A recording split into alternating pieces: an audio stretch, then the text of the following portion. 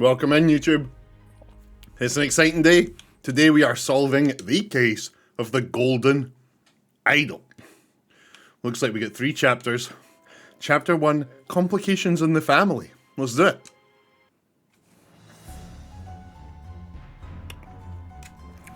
An abrupt termination of contract. How to play. Study the environment to infer what happened. Important information can be gathered from documents. Yeah, fair, okay. Gather phrases from evidence and documents. Okay, yeah, makes sense. People's names, stuff like that.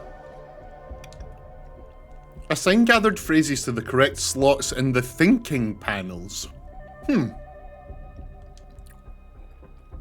Complete the scroll to finish the scenario. Filling additional panels is optional, but will help you solve the main scroll. Okay. Take your time to study the environment carefully. Focus on the evidence before you. Even when facing great challenges, there is no need for guesswork. You can access hints if you get stuck, okay?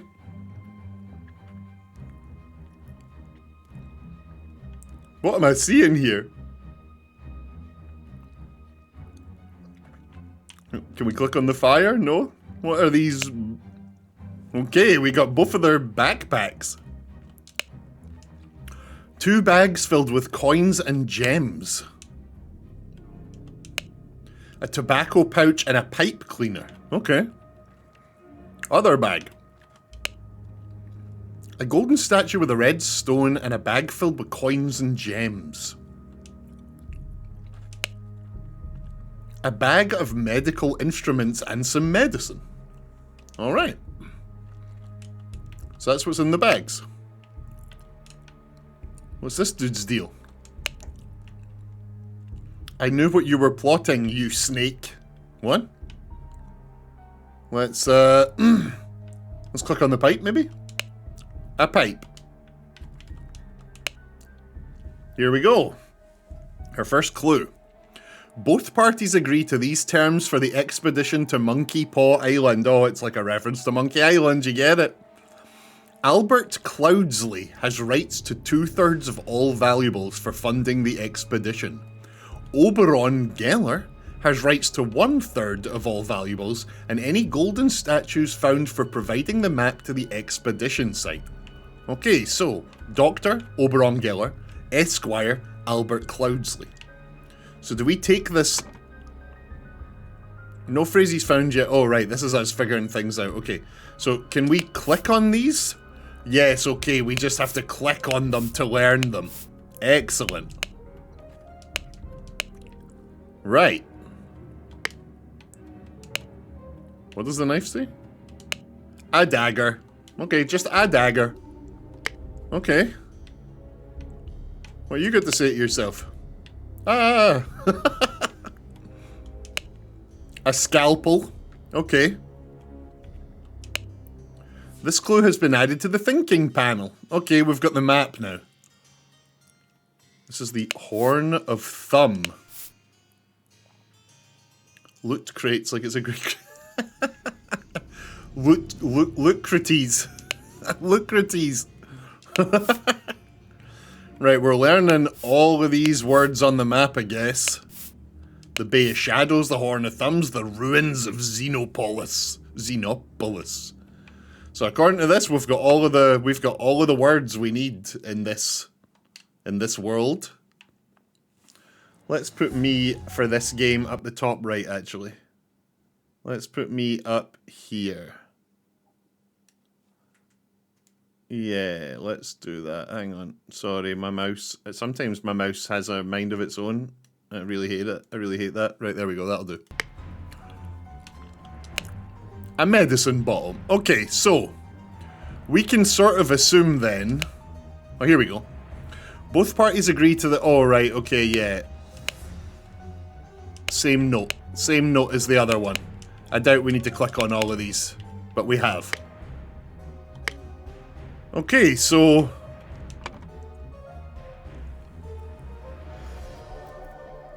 oh, I see. We're trying to figure out where the camp is.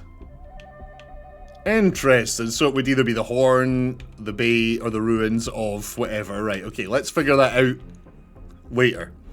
If we go this, we're figuring out who these people are. Now, it said that one of them was a doctor. And one of them was his esquire. The guy down here, dead, by the looks of things, has medical stuff on him. Medicine, a scalpel. So I'm going to say that's the doctor.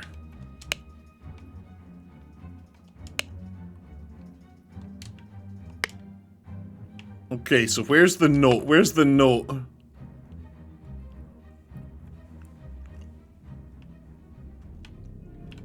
Get me back. No, give me the notes. Give me the document we read.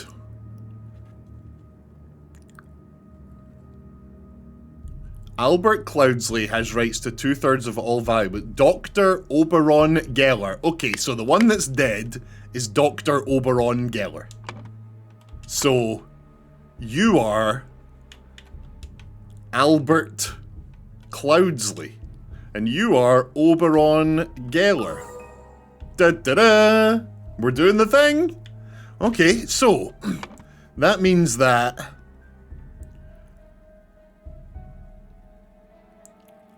Okay, hang on, actually, here's a good point. We're seeing two little islands here. Two little islands right there. And on the map, there's two little islands right there. So we are likely camped here. Like, right here. In the Bay of Shadows, question mark? 2 or fewer slots are incorrect. Okay, so it's not the Bay of Shadows. So it might be the ruins of Xenopolis, because it's like it is looking onto the... It's looking onto those two little islands.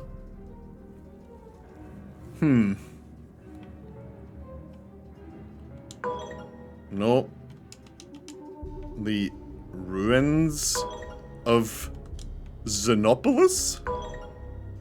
No? Okay. Right, it is interesting that we can just keep picking. What does this say? Getting stuck and working through to find a solution at the heart of the game. Hints can be help. Access a hint. No, I don't. No hints. No hints. Especially if we can keep just sort of like, let's just put the horn of finger. 2 or fewer slots. Okay, it's not actually telling us. Interesting. Okay, so we want that Albert Cloudsley pushed Oberon Geller.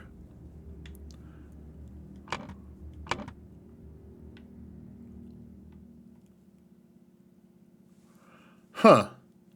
Or are we close enough to this to count that as this? Like, are we in the Horn of Thumb? I know we can see the island, so technically we're not. But does the game want us to count this as the Horn of Thumb? Yeah, it does. Okay. Okay. From a cliff in the Horn of Thumb. Da da da da! Easy, yeah, easy peasy! While Dr. Oberon Geller was surveying the poor weather with his looking glass, his expedition partner Albert Cloudsley Esquire suddenly pushed him off the cliff. Yep, perfect, done. Scenario 2 of chapter... Wait, what is the I? No, okay, cool. Scenario 2 of chapter 1. The untimely passing of a rural gentleman. Whoa. Sir. Damn, what is up with you? The man is not breathing. His head is badly wounded. Yeah, no shit. A ring with a ruby? Okay.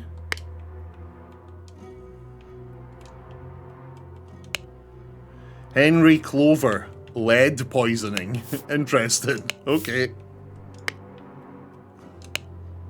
This clue has been added to the panel. Okay. This is just someone sitting eating a chicken or something. Is it the dude? Yeah, it's this guy. It actually is him, right, okay. ladder? A tall, rickety ladder. We got a local map. A local map we've learned of Woodshire, of Crow Tower, and of Blackfield. Today is the 23rd of August. Okay. Good to know. Spontaneous combustion. I, Sebastian Cloudsley, will share my humble contribution to the science of anatomy and chemistry. August the 22nd, 1786. Woke up, a beautiful day. Washed and dressed in my dining attire. Had a beautiful roast duck for lunch. Changed to my hunting attire. Rode to hunt badgers. Had no luck today and returned home. Changed to my researching attire. Changed to my dining attire. He's got researching attire and dining attire. That's a fancy-ass man. Had a tasty beef loin for supper. Filled in my diary and went to bed to continue reading for research. Okay. Okay. We got this guy's... Oh, I see. This will be his dining attire because he's eaten, right? And I guess this will be his... Yeah, I'm not sure. We're still missing a clue. Let's keep looking. That's messy. Whatever that is messy. It looks like maybe his research attire, since it's got like a... things in the pockets.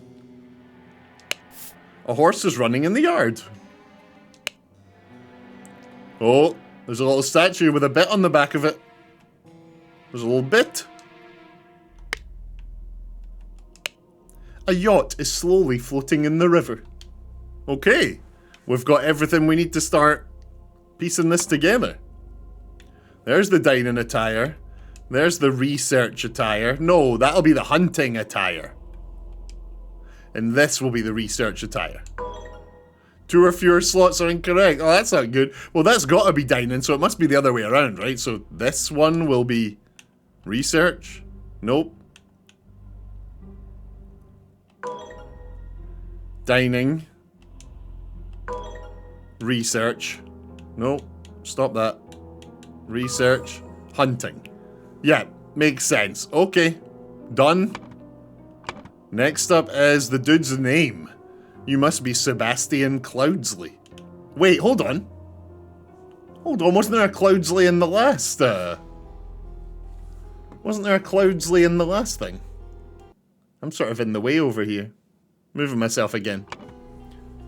I'm sure there was a Cloudsley in the last, thing we did. Sorry, I can't decide where to put myself. I can't decide where to put myself in this game. Bear with me. There we go. Right.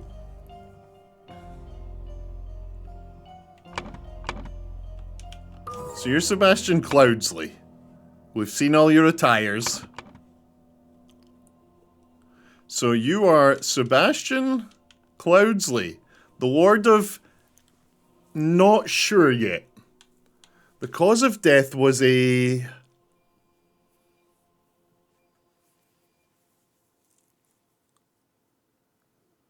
So he's died in his hunting attire, not his researching attire. Huh. Interesting. Let's have a look at his note.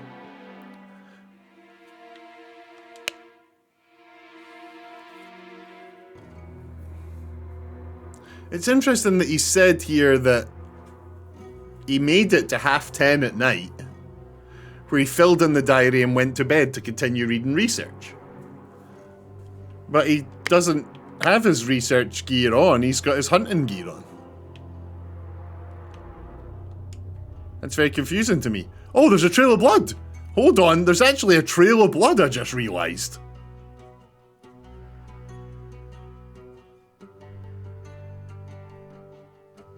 We're looking out onto the water. Hang on, that's actually...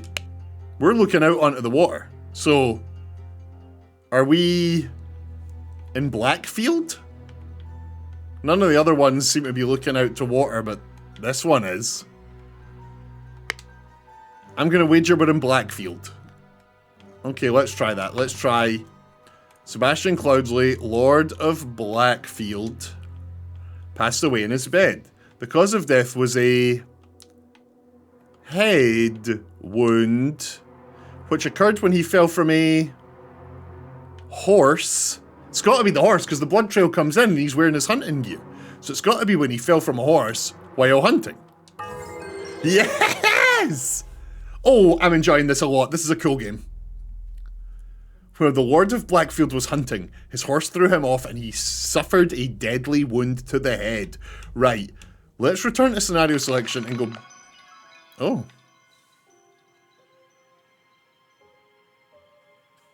Sebastian Cloudsley, 733 to 1786.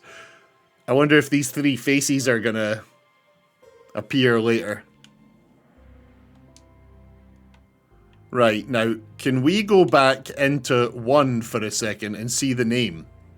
Albert Cloudsley. Interesting. So Albert Cloudsley killed someone. And there's also another Cloudsley here. Whoa, wait, what is this? There's like a floating thing before chapter 3. What are you? Oh, that's just to see a cutscene or whatever. Right, okay. Okay.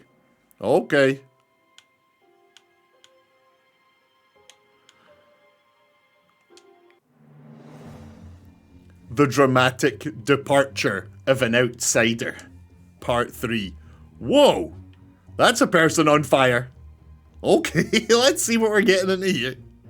Oh, that's this person here was in that little cutscene we just saw. Oh my god. A scorched horse brush. A scorched knife. Okay. The burning person has a horse brush and a knife. You do not look like you're coping well, sir. Spare me, devil. I was simply following orders. What orders? Oh, you've also got a knife. Interesting. Got a little A carved on it. Astonishing Monkey Man. Property of Pear Brothers. Interesting. Okay. Right, that one's knife had an A on it. What did this one have? Oh, we can't see it. We can't see it. Okay. Next. What the blazes? I see what the blazes. You get it, because fire. What the blaze. That's clever. August Jockey Club Derby. Race 3. Win Raging Sultan. Wager £35. Okay, this might be over a bet. This could be over some betting. Now, if it's all the same to you, I will take my leave. He's got the idol. This is all about the golden idol, isn't it? Like, it was in the bag in the first one. It was in the... Yeah, the guy just had it in the second one. And now here, this dude's got it. And the ring. Hold on, that was the ring from the second scenario. Oh, something's going on here. Something's going on here. Oh. Oh. Interesting. Spontaneous combustion. To perform the combustion trick, you must first cast a freezing spell. The sacred glyphs for combustion on the idol. Those are the glyphs for combustion. Oh, wait, and this dude's actually set on fire, so maybe it worked. £1, 2 shillings, and 2 pence. So can we mess with the idol? Can we change the... No, we can't. Okay. Interesting. Stable rotor for Adam and James. Horse grooming, stable cleaning. And do it properly, you lazy oafs. Okay, so that's James. The person that's been set on fire is James. I think. And the other one's Adam. Because he had the horse brush. Yeah, okay, we might be onto something here. Interesting. This guy seems a bit shifty. What's he got? He's got tobacco. Wait, what? A tobacco pouch labelled Ash Blair Finest Tobacco. Okay. Prepare the carriage for tomorrow. We are to visit my nephew, E.C. 2 shillings and a penny. A nice wee dagger. A saddlebag. E.C. Interesting. E.C.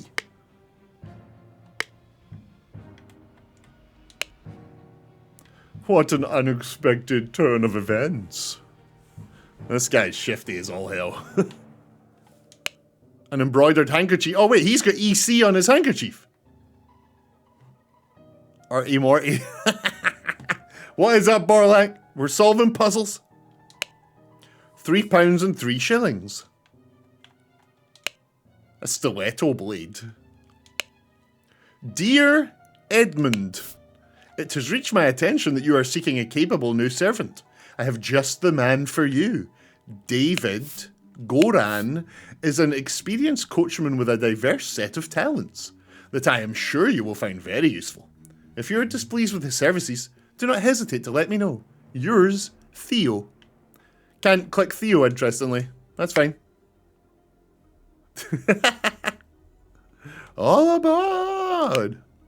The London Gazette. Lord Edmund Cloudsley's speech stirs Parliament. Edmund Cloudsley. EC. The Cloudsley name is running through this whole thing.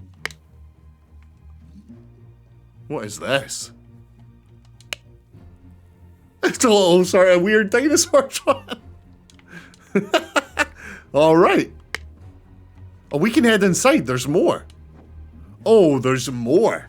Interesting. Battley. Cloudsley. Cubert. Interesting. These are like the family sigils, I guess. Fat Lord.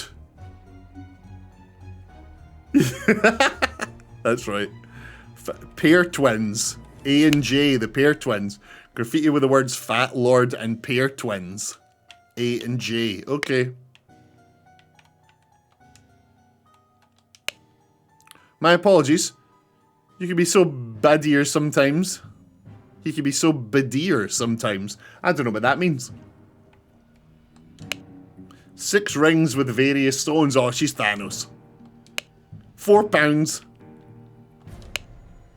Shamal Bat. Samhasana Batisi. A fan. An ornamental Qatar blade. This woman likes her Eastern things. Nicholas Maker, attorney. That's this dude. I would not have expected one of your family to treat a legal document in such a way. I am appalled. Oh, he's also got one of the ruby rings. Okay, we got the ruby rings here. There's a line going through this. Reading of the Last Will and Testament of Sebastian Cloudsley. Oh, hang on.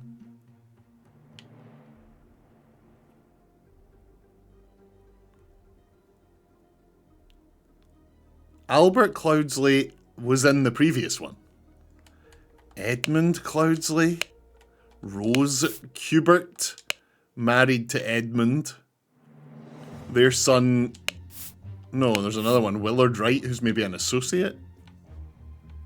Peter Battley, who is married to Beatrix Battley.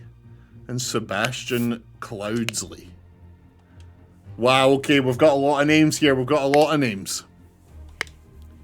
Once we've looked at everything, once we've got all the clues. Aphorisms by Sebastian Cloudsley.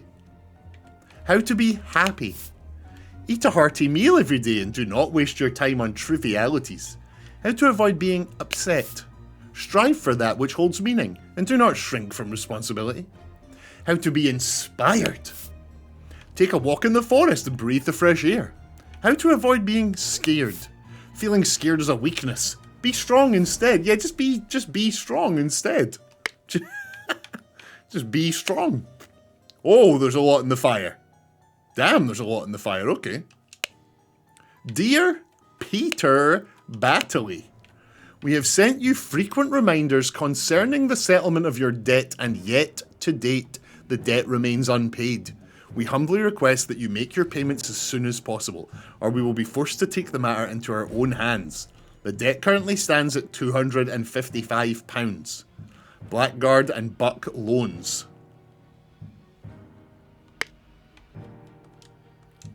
Another betting slip. Race 6. Spinning Jenny. Wager of £50. I, Sebastian Cloudsley of Blackfield County, being in bodily health and of sound and disposing mind and memory, nominate and appoint Nicholas Maker as executor of my last will and testament, dear brother Edmund. We met so rarely after you left for colonies, therefore I bequeath to you savings, land, and the Blackfield house. Accomplish museum of my life. Okay. Dear Willard Wright, dear Rose Cubert, I want you to put your sharp mind to better use than mere politics. Therefore, I bequeath to you the notes from the research I have undertaken on astronomy. I grant you leave to finish and publish it under both our names. My late sister, your mother, disclosed your financial troubles to me long ago, and I resolved to help you. I bequeath to you a compilation of my aphorisms to provide the direction in your life which you so clearly lack. This person's an asshole. I bequeath to you the golden idol of Xenopolis. You will know what to do with it. Interesting, okay. So we now have 26 clues in total. The puzzle is, who was supposed to receive what in the family? We'll get there. We've also got the paper to solve. And we've got who each person is. Now, I'm going to move myself back down to this corner again.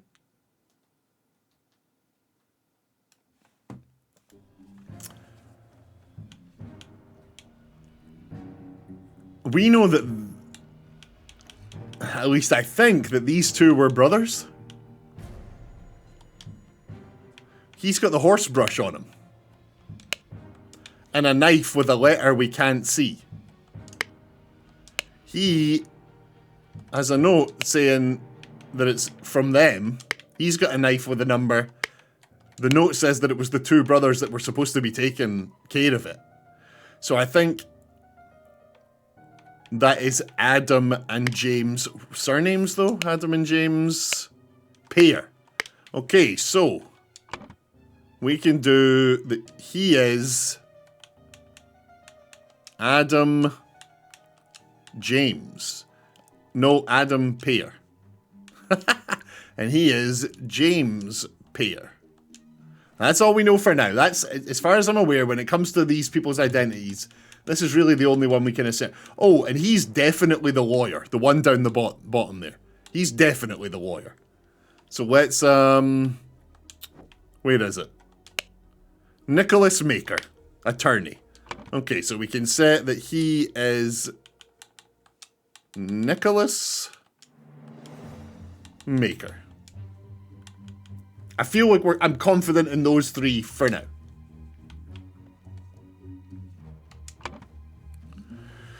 Now the question is,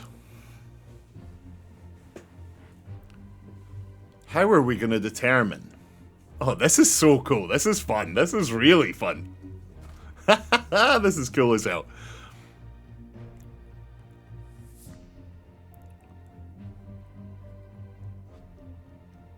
Top left says, we met so rarely after you left for the colonies.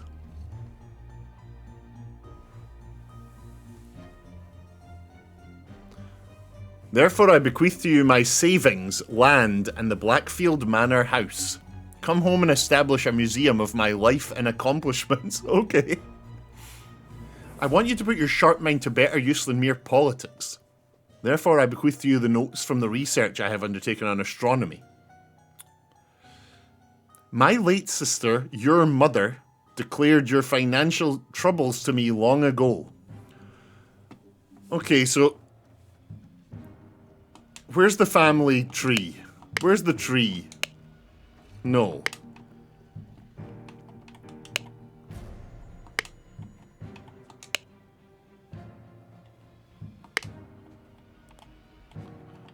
Where's the last will and testament? That's the one.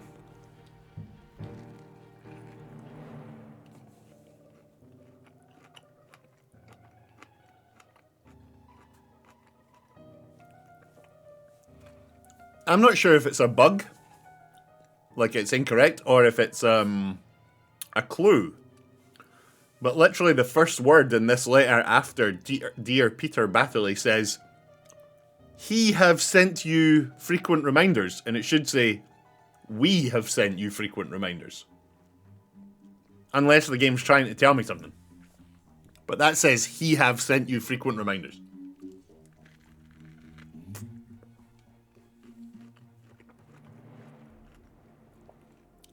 So Peter Batterley is in debt. Peter Batterley is in debt. Where the hell is the family tree? Didn't we have a family tree somewhere? Has he got it in his bag or something? No. There was definitely a family tree somewhere.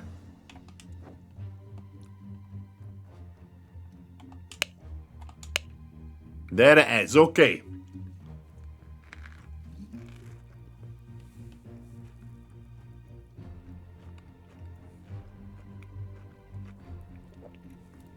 So the note said, my late sister, your mother.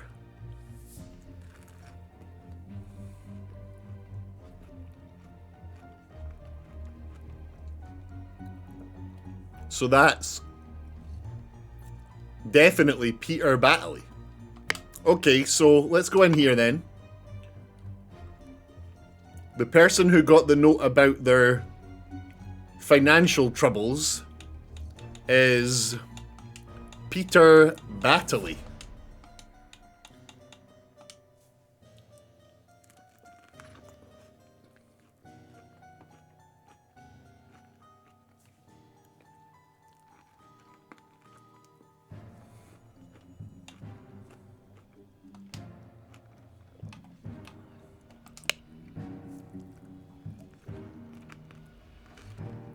So we've got Edmund, Rose, and Willard left. And we don't know who Willard Wright is. It's not a member of the family.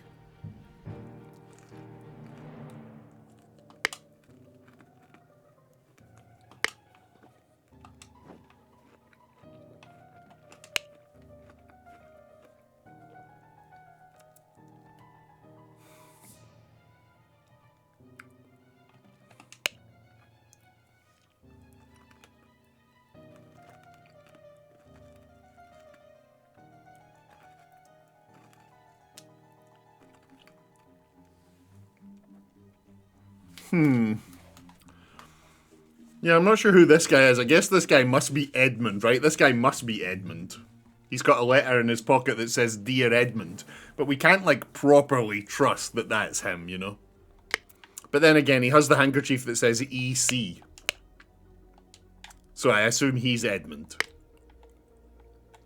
Now, this fella has a backpack that says EC.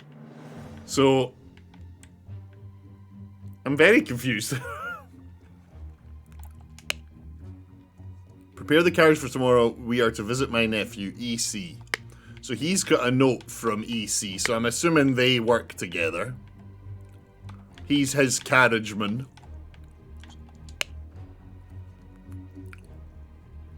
This person has the idol. This person actually has the idol.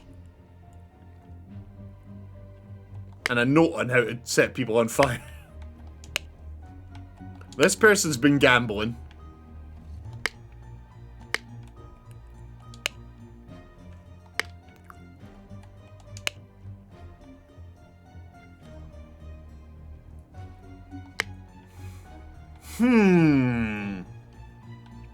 Now, this woman then is clearly Rose. What's her name?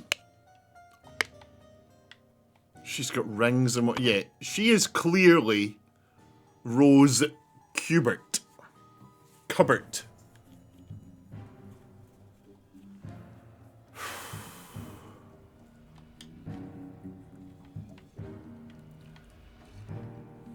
So maybe she's the one that left for the colonies? We met so rarely after you left for the colonies?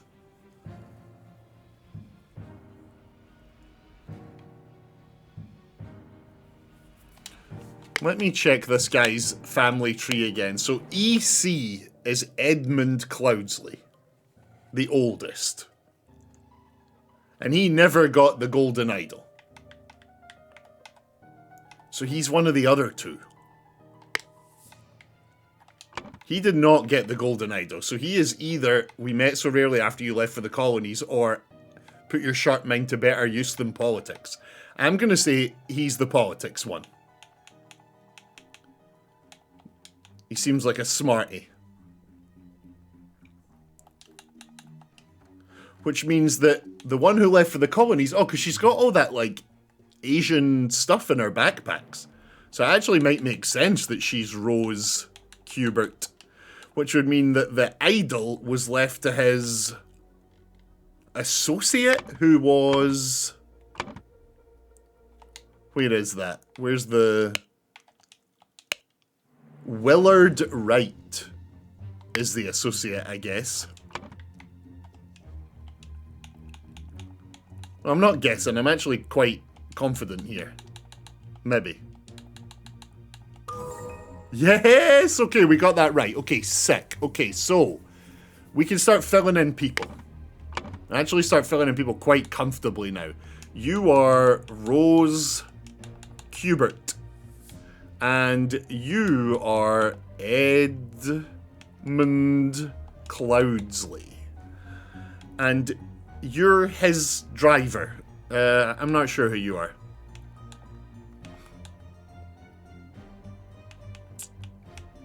And you're the one that got the idol. So you are Willard Wright. Now, let me see. If we go down here, do you have a name? No, you don't have a name.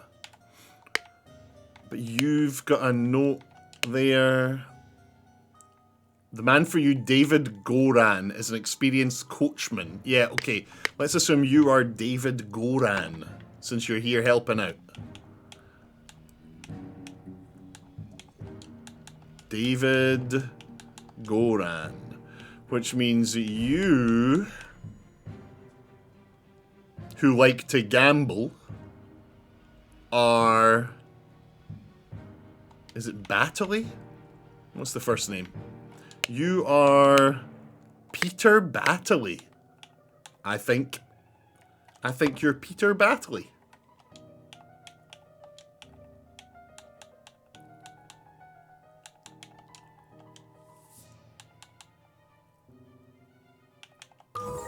Oh my god, we nailed it. We nailed it. Okay. So all that's left is the full thing. Someone was...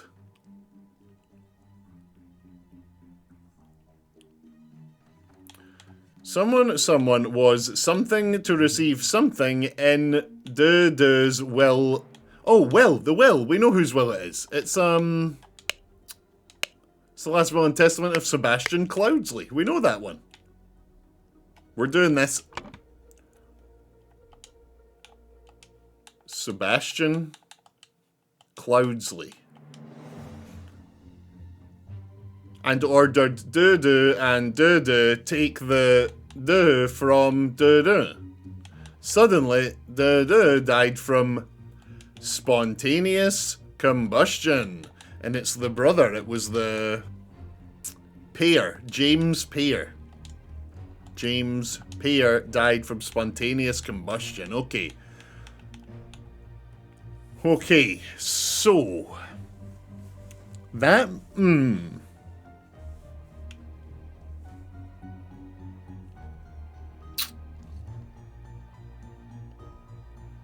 So who do we know that anyone was upset? Was she upset? I would not have expected one of your family to treat a legal document in such a way. I am appalled. It's hard to know if any of them were...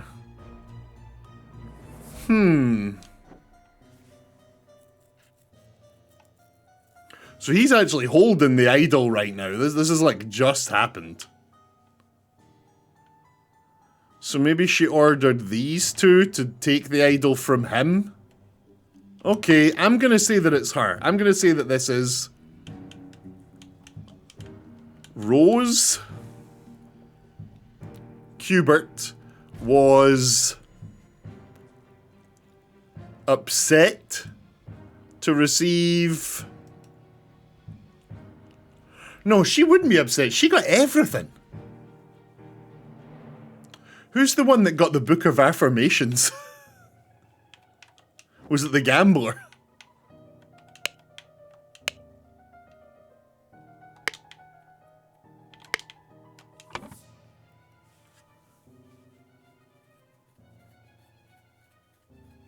Yeah, it was. Peter Battley.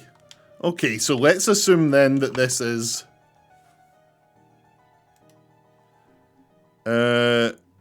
Peter Battley was upset to receive aphorisms in Sebastian Cloudsley's will and ordered...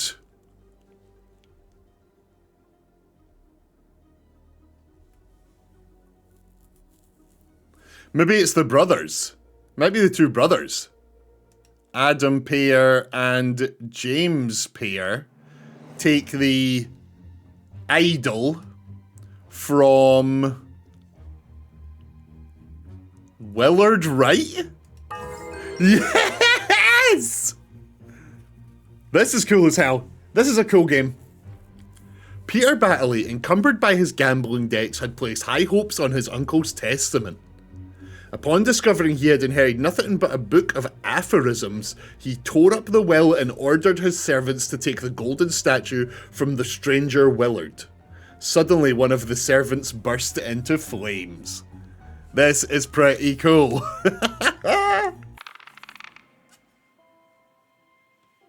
We're on to the next chapter. Chapter 2. The Cursed Inheritance. Okay, here we go.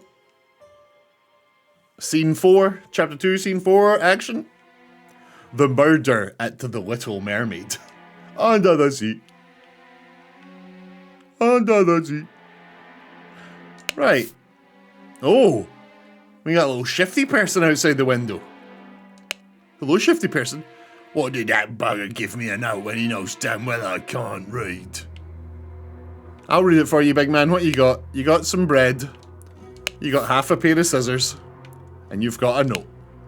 You can lay low for a couple of days in the old oarsman's place, down at the docks. Okay? Okay? Noted? Noted. An empty bed, not warm. A trapdoor in the ceiling. A little, like, stitch thread thing. The door does not open. The door does not open. Huh. Weird. We can head downstairs, or we could go to the main event here. Revenge RR. Revenge RR is written in blood on the wall. Another little stitch thing. A trap door. Okay, so did this person come up and over?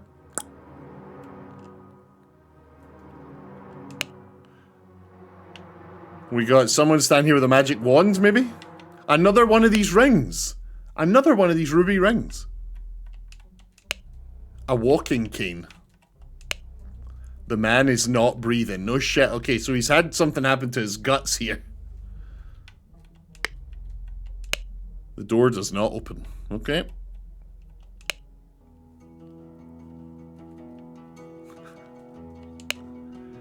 To my dear Maurice. Okay, we got Maurice. Clock stopped at 25 past 2.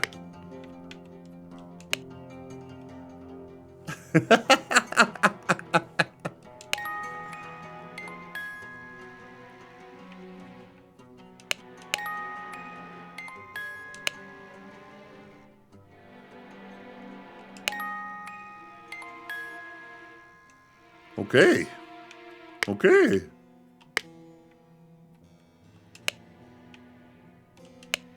A washing bowl filled with slightly bloody water.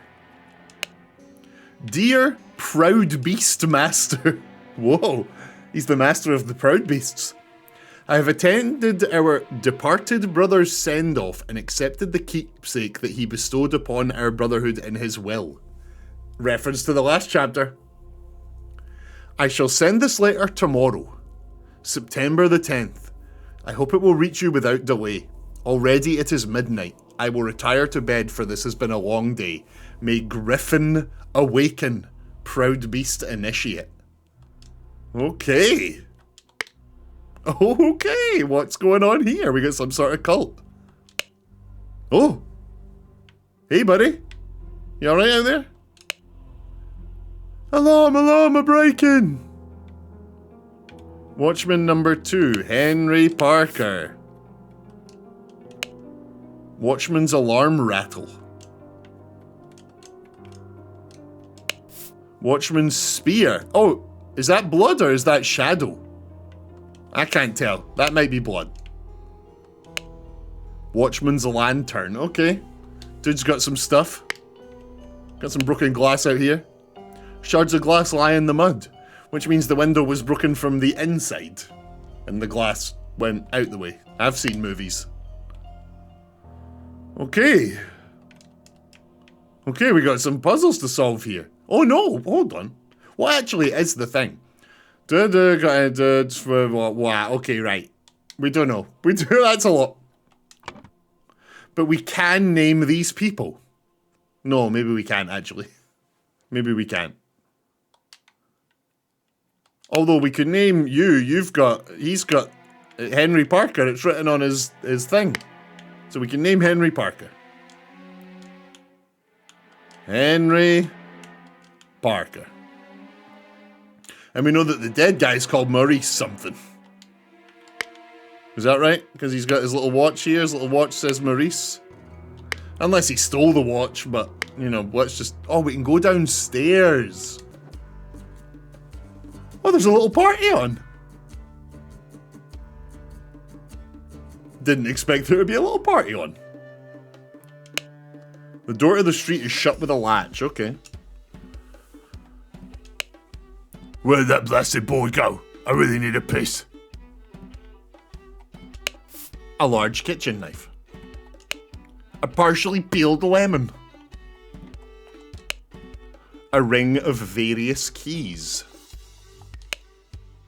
Dear Oscar Boyton, it has come to our attention that the good owner of the Little Mermaid offers services to those who want to transfer products that are less agreeable to the authorities. I will come by in 3 days if you still have some spare space in your gin barrels and you are willing to earn extra money. Reach out to me. Interesting, there's stuff stored in the gin barrels.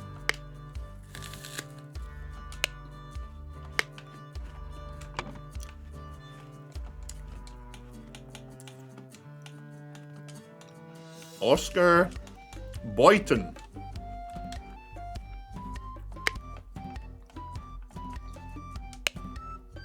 Tab. Green, 4 glasses of wine. Brig, 3 glasses of wine. Blair, 1 glass of wine. Okay. Okay.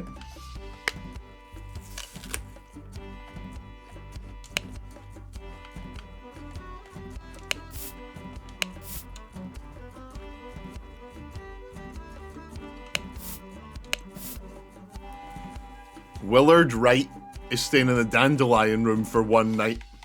That is the dude that got the golden idol in the last chapter. Forget-me-not room, Ash Blair. I feel like we've heard that name somewhere.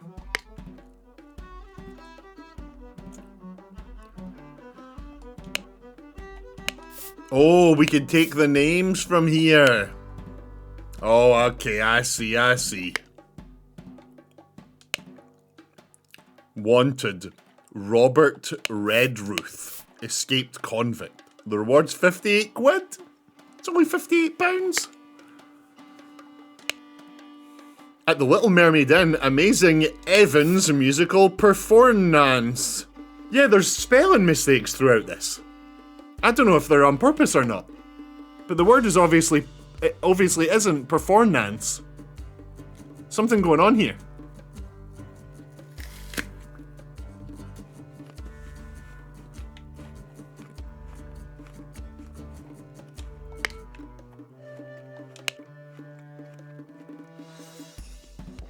Oh, mother, forgive me. I will never gamble with something so dear to me again. A violin. A key. A Navaja folding blade. Oh.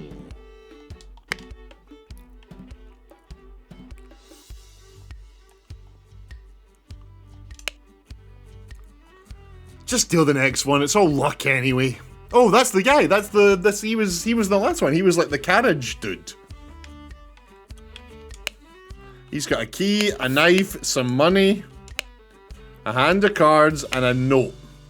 Remember, you as an agent of our trading company have to reflect its values to the fullest. Never be late. The client leaves the port on the 10th. Be persuasive. Do not take no for an answer. We must get the client's product. 3. Be effective. Once you have the product, deliver it to me immediately with the servant boy. Most importantly, no matter what you do, be mindful of our reputation. Our names must remain spotless. Interesting, okay.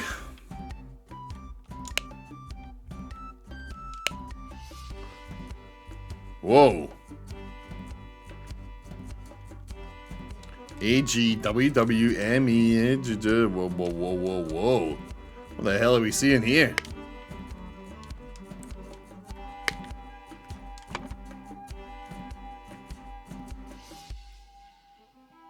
Whoa. Whoa.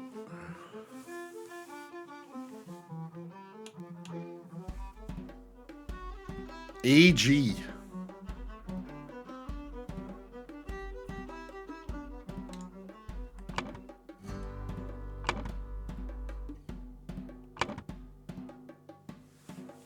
Right, let's finish talking to everyone. Let's finish all the chit-chat. Be calm, John. He was a perfect gentleman. He bought me a drink and then retired upstairs. And the cards, some coins, the key to the room, a knife. To Annie. She's Annie. You are beautiful like a rose. For you I will take any blows. Annie, you are like a glass of wine. Your hair is very fine. I will find gold in a mine, if that makes you forever mine. Your piglet full of love. All right. She's got someone's crushing on her, and he's not very good at poetry. Tell me, what does that man have that I lack?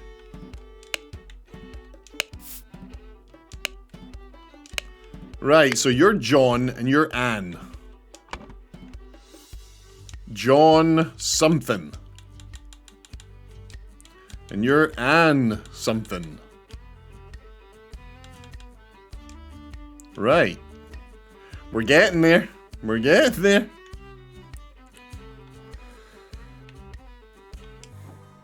Oh, that's has got all 26 of the clues.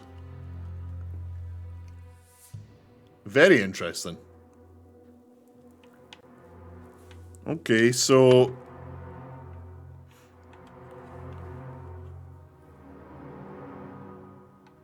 AG, by the fact that we don't have any other G's,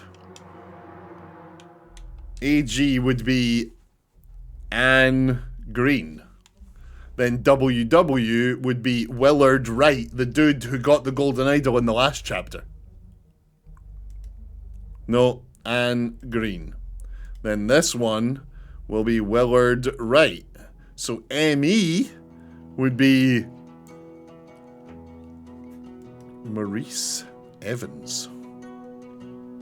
Again, AG is Annie Green. She played JB and OB. JB and OB. Could be John Breege. Could be John Boynton. We don't know that. We don't know enough of this one. Hang on. Let's see. What else have we got? Can we talk to this dude? Do you have anything on your rattle? You don't have a rattle.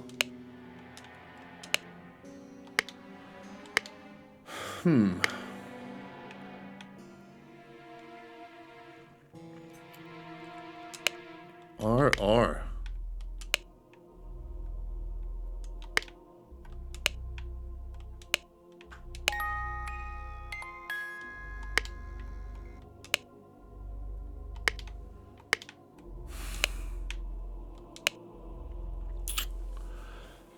Huh. Right. Okay.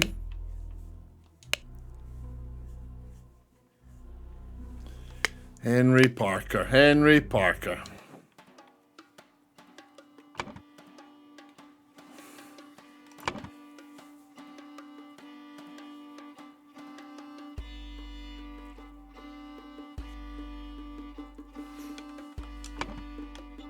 We've got absolutely no way of knowing.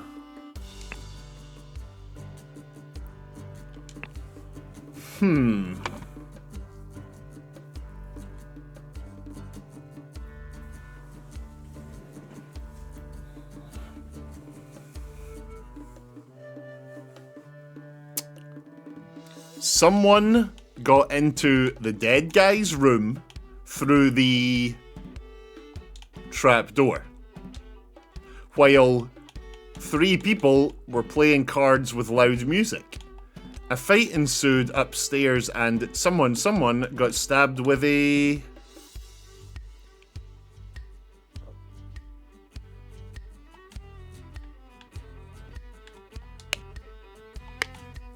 Do any of these weapons have blood on them is the question.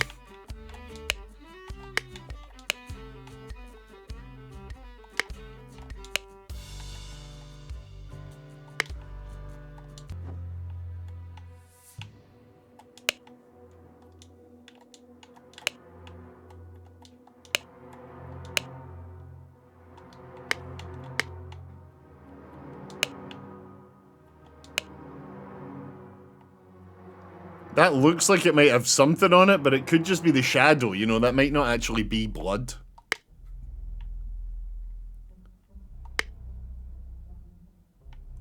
But the window was clearly broken from the inside. So I think whoever it was came through here. No answers. No answers. Whoever it was came through here, cut him, and went out the window?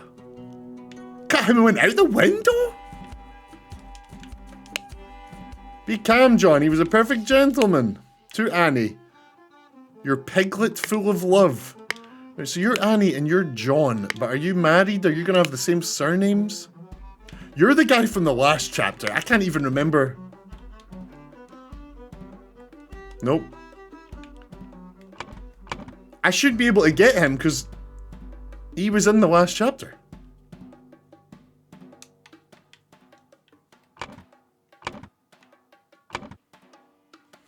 Right, let's just fill this in with what makes sense then, right? So, AG was playing with John something and OB. So that's Oscar something. Now, there's Boyton and Blair and Brieg. So it could be any of them. AG again will be Annie Green. JB and AB. So that's going to be John and Ash.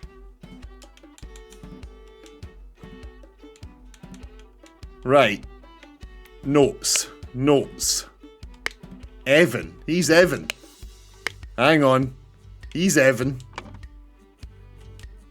You are Evan. No, wait. Evans?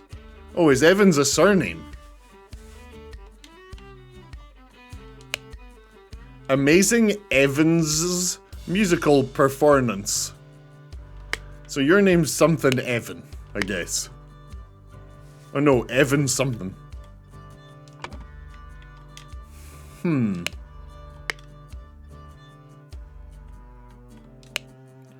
Robert Redruth. Green, Brieg, Blair. Oh, these three right here will be Green, Brieg, and Blair. Of course they will. John, Green, Brieg, and Blair. Okay, so if we go back to this one, it is Annie Green, so it's either JB or AB.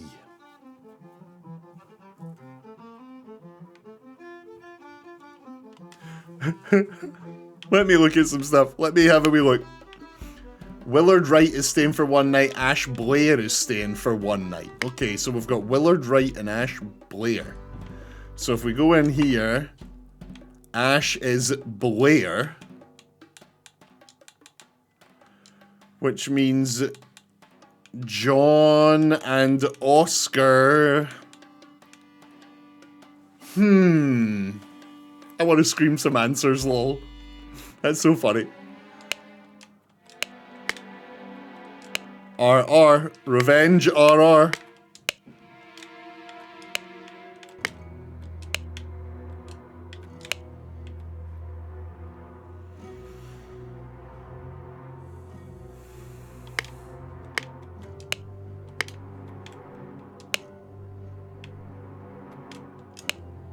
Henry Parker. And you don't have a name. Why did that bugger give me a note when he knows damn well I can't read? Oh, he was meant to give it to him, maybe?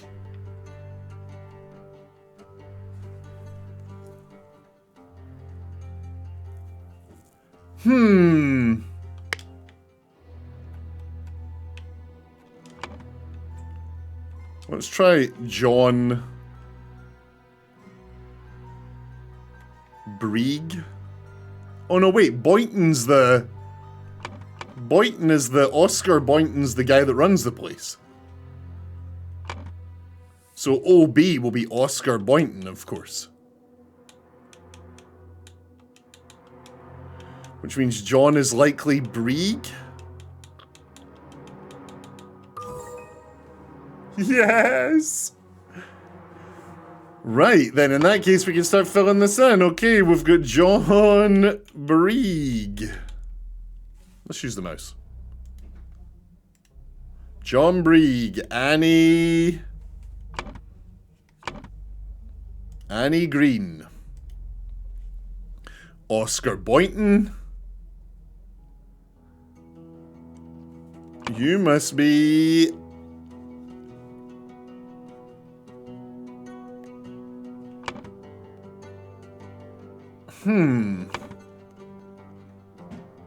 Maurice Evans. So then we can put Evans here. We now know that he's Maurice Evans. We got Henry Parker. We got John Bray, we got Annie Green. We need Willard Wright, who is the guy from the last one of these.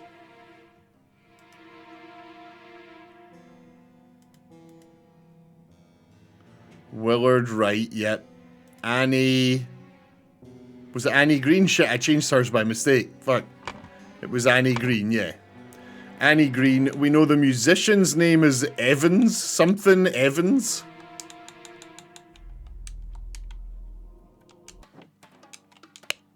Willard Wright, Ash Blair. Greenbrieg Blair. Okay, so... Amazing Evans musical performance. So you're Evan something. Something Evans.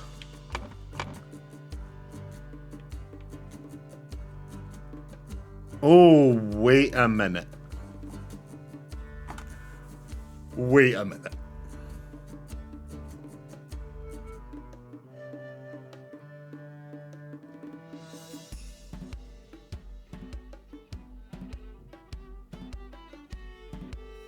Hang on. We've actually... We talked to this dude, right? Okay, oh my god, this is so clever. Right. The musician dude's name is Evans. We talked to the musician. He says, I've gambled something away. My mother will never forgive me. We go up here to the dude that died. He's got the Evans, Maurice Evans. We know that's a name. This isn't this dude's. It belongs to this guy and he lost it gambling. M.E. lost that gambling to this guy. So then, when was M.E. last gambling? Right here. With A.G. and W.W. Which is Annie Green and Willard Wright.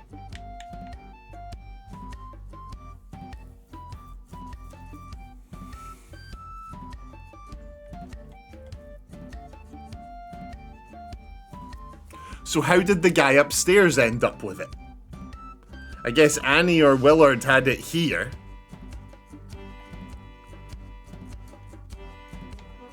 John clearly lost a lot here. Which means that either Annie or Oscar got it on this game. And then down here, AB, Ash Blair lost. So either John or Annie. Yeah, I'm not sure. I'm not sure. So, that means that you are not Maurice Evans. You are... I don't know who you are. You're Maurice Evans. You're nobody. Can I, like, get rid of... Can I yeah, there we go. You're nobody.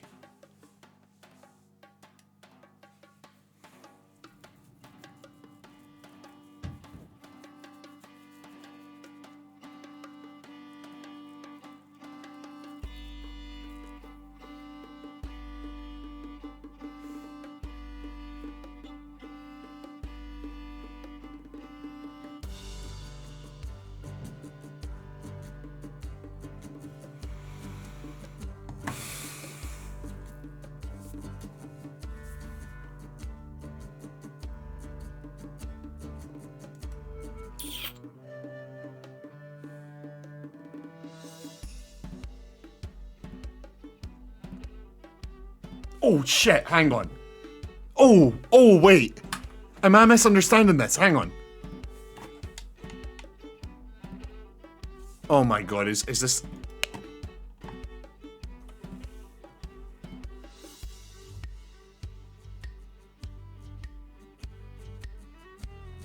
Was there two of them? Is it the Evansies? The amazing Evansies musical performance. Is he somebody Evans and he is also somebody Evans?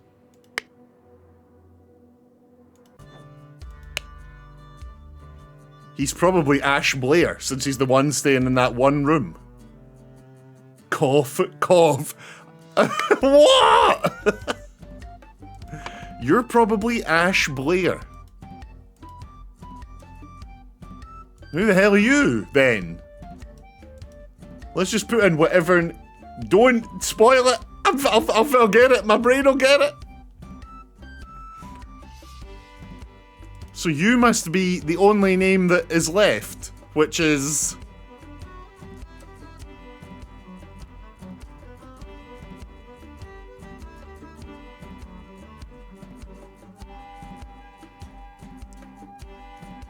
I mean, there's Robert Redruth, the big villain.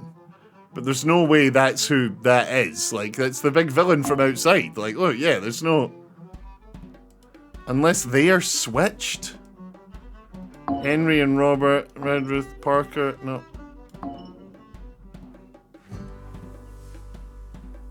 Give me a tiny clue.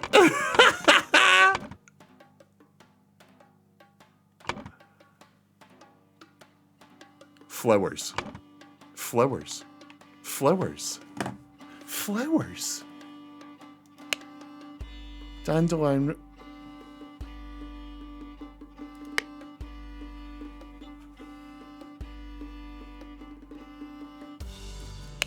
Dandelions and forget-me-nots are a type of flower. That's one of them. And that's a different one. That's a dandelion. And I'm assuming that's a forget-me-not. So the dandelion room is Willard Wright.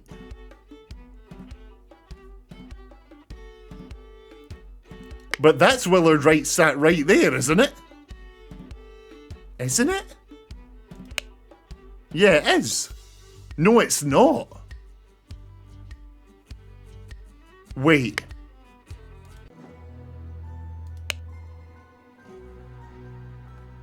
Is that the dude from the last chapter?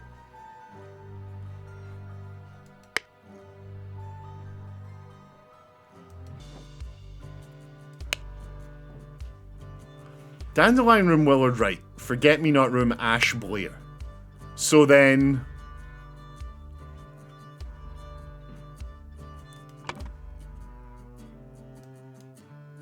You're actually... You are... Willard Wright? Question mark?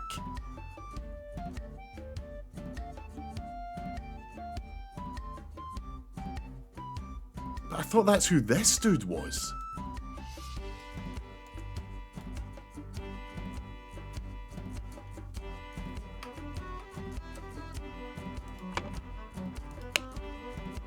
Green, Brieg, Blair are the three sat there. Green, Brieg, Blair. Ash Blair is the one losing.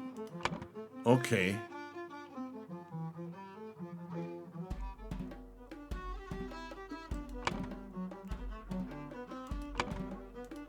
You are Ash Blair.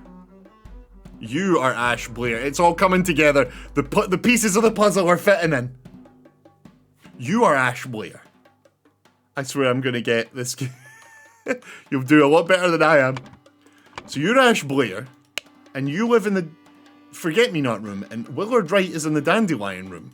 So this is Willard Wright from the last chapter?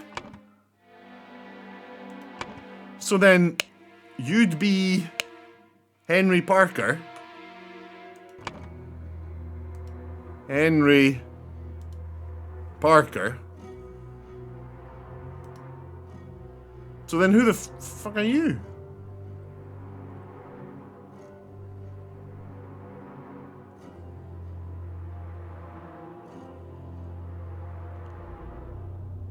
There's no way that's Robert Redruth.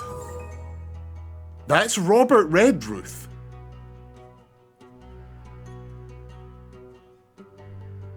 Wait, how?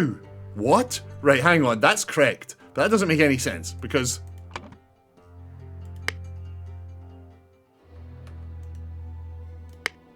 If we go down the stairs, Robert Redruth is wanted.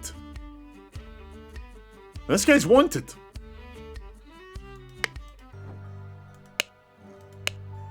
It bloody is him! The face actually looks exactly like it. Oh my god, look at his face.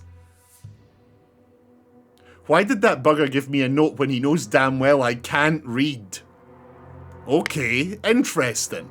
Footsteps coming to here.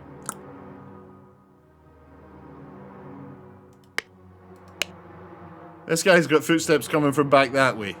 The window was broken out the way. Okay, we've got everything we need to solve this.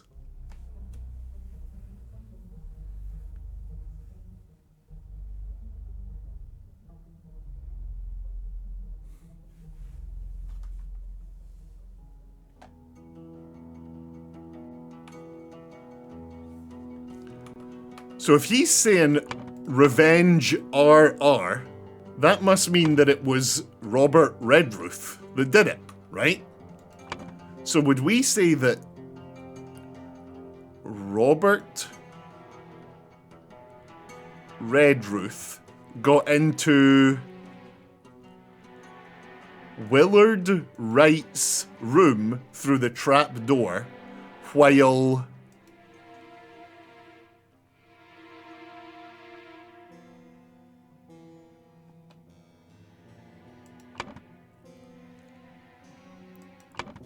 oh shit, no.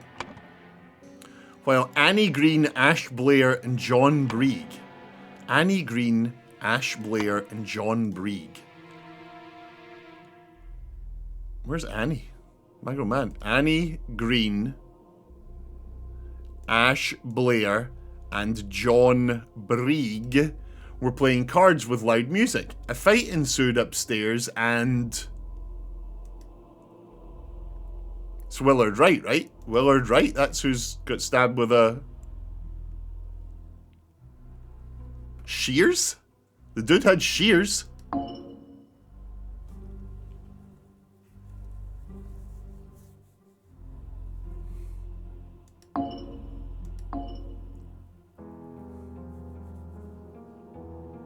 Okay. Let's have a look at this again.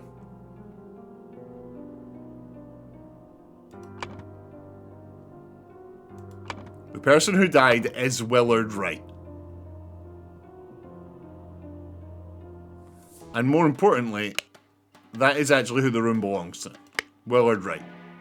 So it's definitely Willard Wright's room through the trap door. Well, Annie Green, Ash Blair, and John Brieg were playing cards with loud music.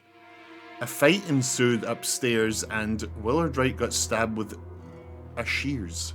No, I guess he would get stabbed with a spear?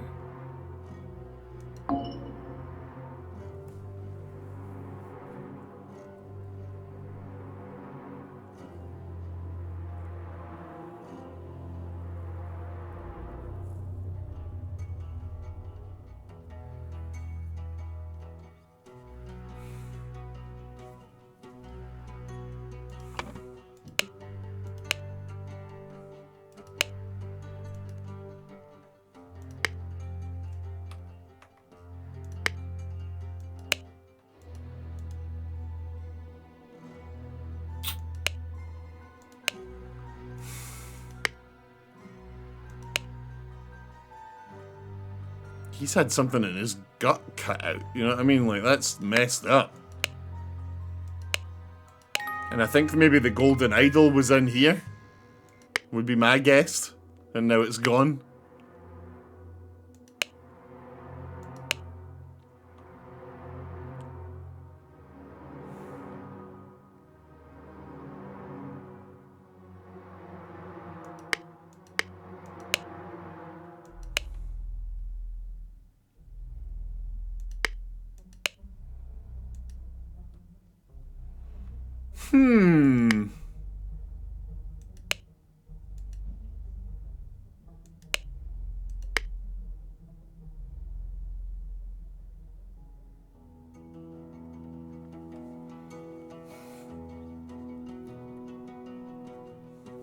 The glass is on the outside of the window, so it must have been broken from the inside.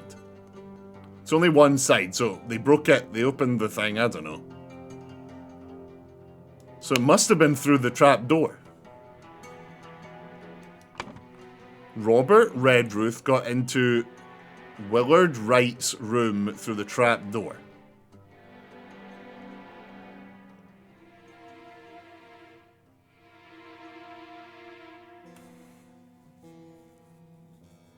A fight ensued upstairs and Willard Wright got stabbed with a spear. But it's not the spear that's the issue, right? Who knows what he actually got stabbed with? I don't think any of this is the problem, yeah.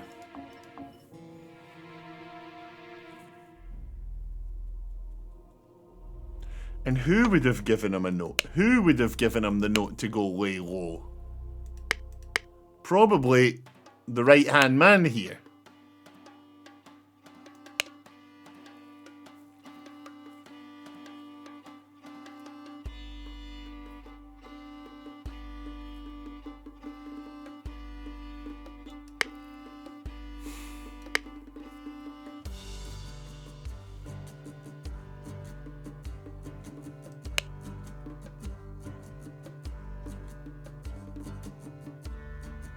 It's definitely him. It's definitely this little shifty guy here, for sure.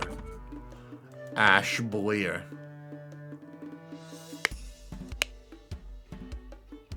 He's shifty as they come.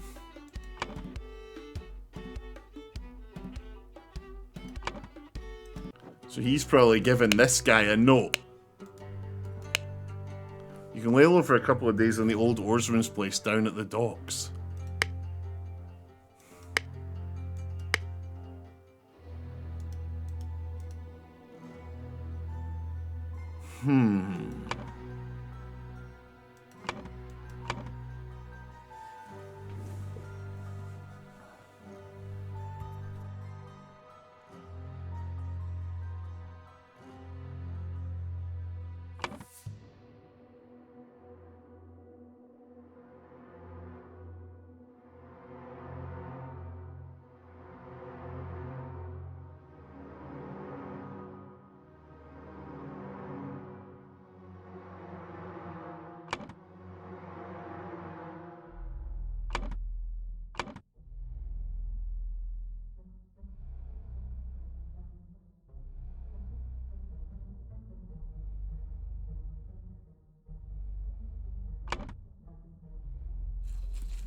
I'm stuck.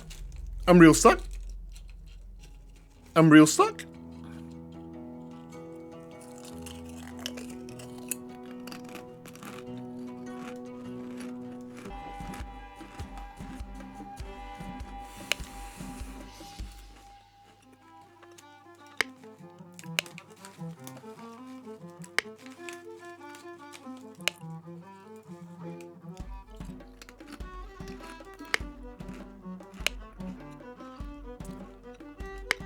This guy. The right-hand man. He was in the last chapter. He's like the... Maybe he did it?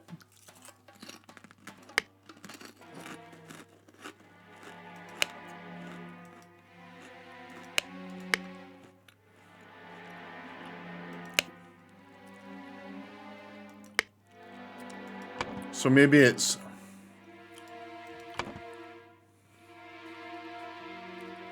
He was the one giving the note to the convict. Yeah, I guess so.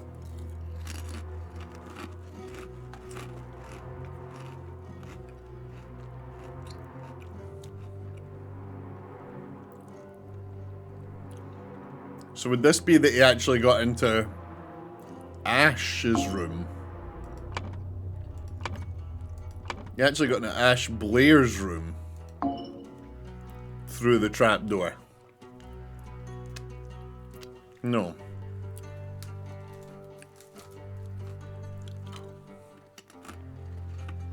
So it was definitely Robert Redruth that did the crime, right? And the room he got into was Willard Wright's room. Let's just double check that. Willard Wright, hang on. Dandelion room, Willard Wright. Okay, so... We've got Robert Redruth got into Willard Wright's room through the trap door. It's got to be that. It's got to be that. The door doesn't open. The window was broken from the inside. It's got to be the trapdoor. While Annie Green, Ash Blair, and John Brieg were playing cards with loud music. Okay, so it might be that bit that's the problem. Maybe rather than entering the 3 card players that are here right now, you know, maybe it's like one of these other... Maybe it's one of these other days. But probably not. A fight ensued upstairs and Willard Wright got stabbed with a something. Now, this is definitely Willard Wright.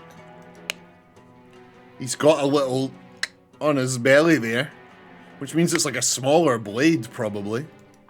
But we've tried every blade here, and it doesn't, you know, we're still wrong. There's still something incorrect.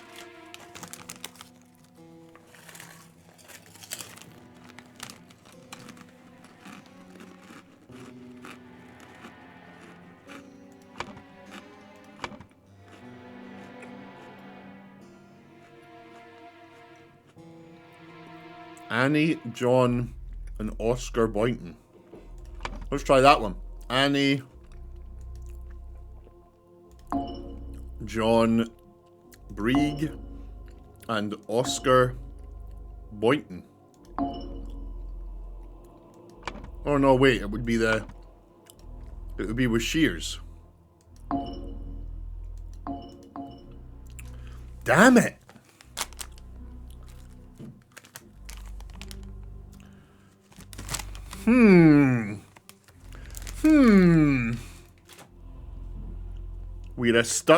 We're a stuck bunch.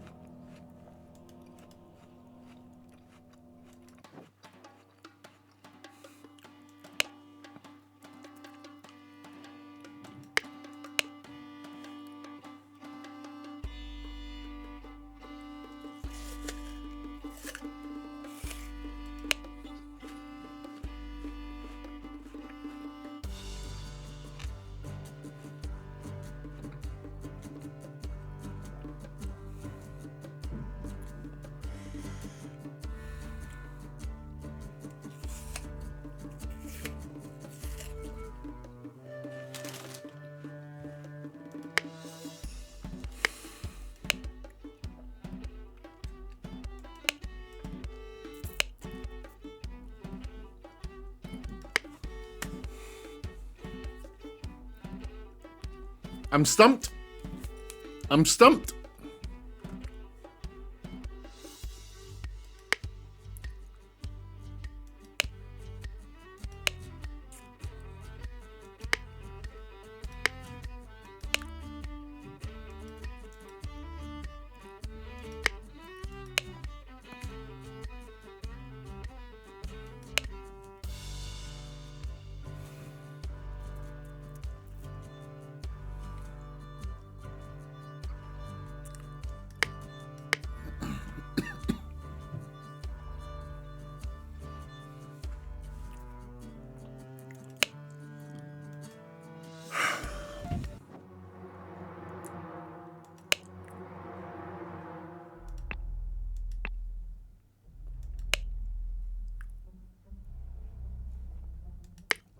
Two games of cards being played before the one we're in right now, yep. And we know the identities of all three. There they are right there. But we've tried these three identities, it didn't work. We've tried these three identities, it didn't work. And it can't be these ones because Willard Wright is one of them. You know, this is the game that caused the scene, I assume. Because Willard Wright's the one upstairs dead.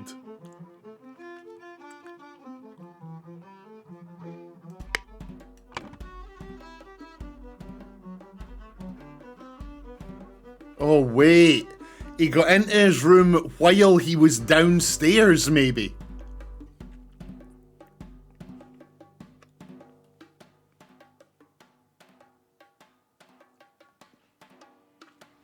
And the door to the inn is locked, so it must have been someone that's inside the inn. Really?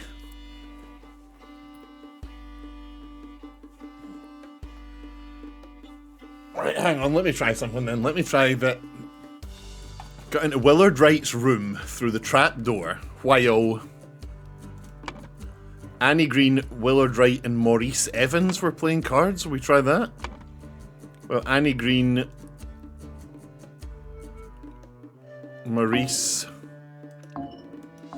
Oh no, God.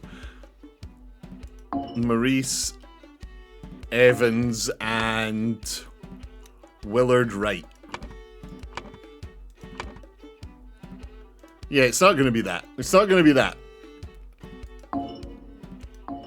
We're playing cards with loud music. A fight ensued upstairs and Willard Wright got stabbed with shears. But that can't be happening because Willard Wright's down here playing cards.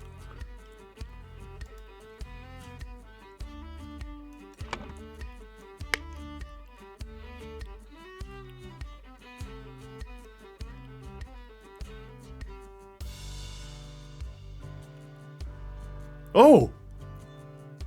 Oh shit, it's right in front of me! Look! This dude's got muddy boots, and there's footprints coming from the door. And there's footprints going up to the bar.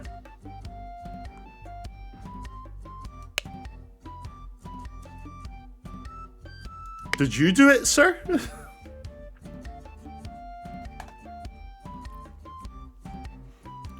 So let's try the second game of cards. Annie Green, John Brieg, and Oscar Boyton. Annie Green, John Brieg, and Oscar Boyton. We're playing cards with loud music. A fight ensued upstairs and Willard Wright. No, Willard Wright got stabbed with a... I mean, if it's Robert Redruth that did it, it must be shears. But if it wasn't Robert Redruth that did it, if it was somehow this guy with the muddy shoes, then it would be a small sword.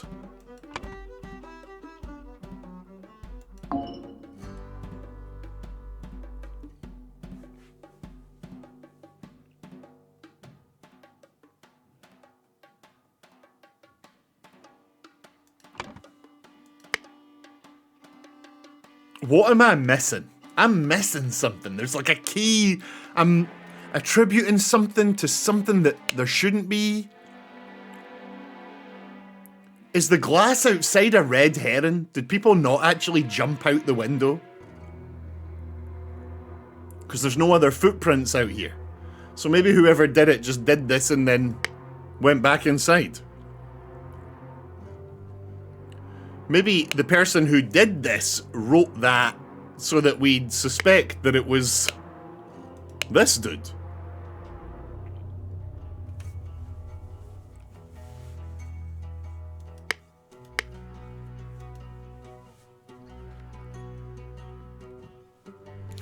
But it means that one person was inside the inn and not playing cards, and the room belongs to them because their boots are in the room.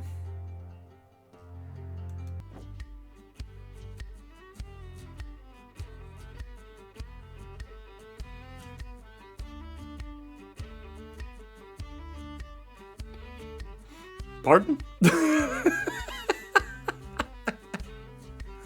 Right, well, let me think about this then, right? So if John, Annie, and Ash are playing cards, and Maurice is listening to music, that doesn't leave many people that could have killed him. It leaves the barman and these three. Ash is a businessman. Yep. He's been told he's got to do things right and all that. Da da da da da. He lives. Ash Blair lives in this room here.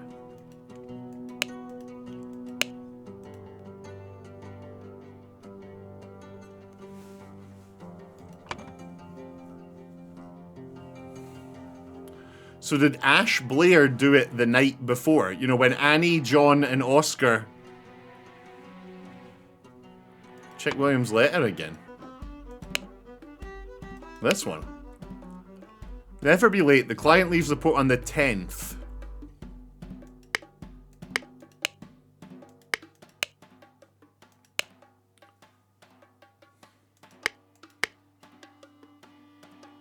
The dead guys, okay.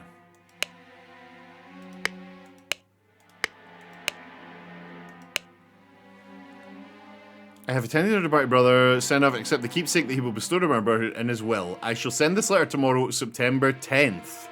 I hope it will reach you without delay. Already it is midnight. I will retire to bed, for this has been a long day. Okay. So he's going to send it the next day, which is the 10th. So we are what, on the night of the 9th right now? Is that what we're seeing? We're seeing...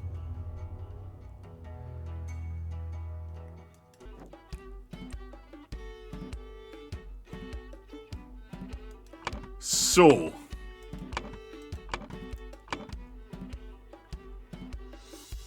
There's a room for one night only. Yeah, you're right. Okay, okay. So... Then what? It was Annie, John, and Oscar were playing poker? And Ash only has it for one night. Yeah, true, true, true. Right, so... Annie, John, and Oscar were playing poker.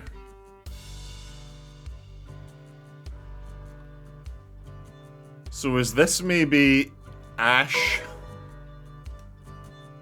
Blair? Is that right, Ash Blair? Yeah.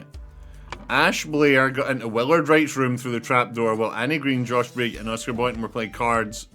A fight ensued, and Willard Wright got stabbed with a dagger.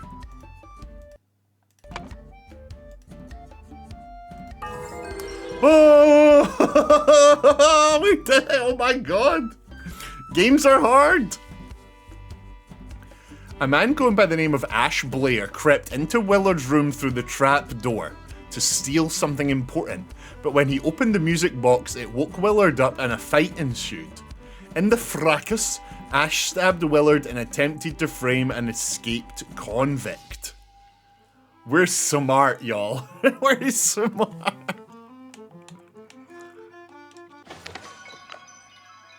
The Little Mermaid. Whoa. Good morning, innkeeper. I heard a man was murdered here a week ago. Oh, you're right, convict did him in. Now bugger off. Tell me more about the evening when Willard Wright died. I will make it worth your while. Oh. Is that the end of that one? No, can I... Is that where that ends? I'm concerned I just skipped it by mistake.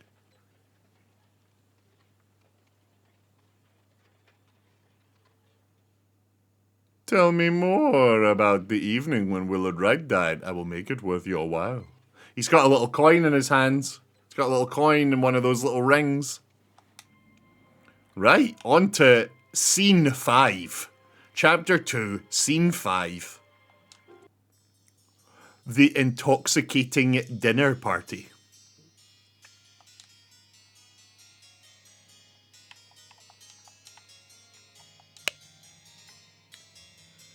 These sure are fine coats. An expensive cigar. Little Pip. Run to the city and grab me some Ash Blair tobacco. Oh, Ash Blair, that's the person. And a bottle of gin. I will pay you when I am back, David. So are you Little Pip? Are you Little Pip? I'm going to assume you're Little Pip. You are Little Pip for now. Hello, Little Pip. Oh, we got everyone's jackets. We got everyone's jackets. Let's explore. An overcoat and a hat. An overcoat and a hat. Oh. A box of cigars. Hey, wait a minute. There's one cigar missing. Oh. Dear Mary, here is something for your diary from me. For you, I would fight a tiger and win. Peter Battley. Peter Battley sent a letter to Mary. We're learning about Peter Battley. He was in debt. Dear Miss Richards, so we're assuming Mary Richards. I enjoy your company tremendously when I visited your father last month. I'm certain that you would wish to hear the rest of my thoughts on the shortcomings of our society. I invite you and your father to dinner on April 8th at my manor. Sincerely, Edmund Cloudsley. Interesting. Now, there's a cigar missing from here, and Little Pip has a cigar, so I'm going to wager Little Pip's a little thief. Are you a little thief, Little Pip? Oh! How did we get up to look inside there? A syringe with some liquid left in it. Interesting. Okay, we can go up the stairs or through to the dining hall. Whoa, this is cool as hell, little layout of the house. What are the beds? Oh, who sleeps where? Okay, cool. Okay. So who sleeps in this little hovel? A small bottle filled with amber liquid. A key. A couple of pennies and a fancy handkerchief. And a shiny pocket watch. Another key. Monkey Man 2. Tooth for tooth. Oh, it's going to be one of those brothers. Monkey Man 1. V's striped dark hand. Yeah, this dude's been picking locks. For real. This dude has been picking locks. Whoever lives in this little space here. Thank you, dear. No, I threw it out. I don't read such dirty literature anymore. I do hope our master's guests are satisfied and that Brian served everything as instructed. Huh. I've been tidying up and changing the stream background on the shelves behind me, and all I can hear is the occasional "he's got mud on his boots." It's something about Edmund Cloudsley. I do hope our master's guests are satisfied and that Brian served everything as instructed. Alright, she's got a key. She's got a slightly more complex key. The dinner party will take place on April 8th. Everything should be ready before noon. Prepare roasted boar. Young Miss Richards appears not to enjoy meat. Therefore, prepare some alternative side dish. Of course I can give you some candles for your room, Lucia. I assume you're itching to continue reading that scandalous novel. Dear Ada, I have to use this letter to share good news. There is no substance to the claims that your late husband used his position to squander church money. The judge has decided to remove all accusations and you will be no longer a target of baseless gossip. I truly and sincerely hope this will provide some comfort in these dark times when ignorance and impudence go hand in hand. May our Lord steward over our poor souls. Alright. To Mrs. Smith for 3 years of service. An ornament engraved with the words, to Mrs. Smith for 3 years of service. So are you Smith?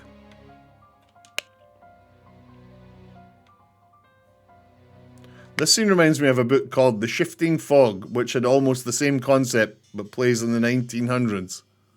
Interesting. Of course I can give you some candles for your room, Lucia. Right, so you're Lucia. Mrs. Smith, 2 eggs and a pot of tea each breakfast. No heavy food for dinner. You are responsible for little Pip doing all his errands. Miss Walker, I am to be woken up and dressed at 7 a.m. I expect to receive my daily newspaper by noon. Miss Baker. I expect all my rooms to be cleaned every day, twice on the days I have visitors. NB. David Goran's job requires that he may arrive or leave during night. No complaining about this. EC. Huh.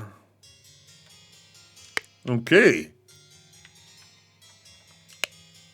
We got something locked with a little love padlock. Oh. A couple of bottles of wine. And a bottle of brandy.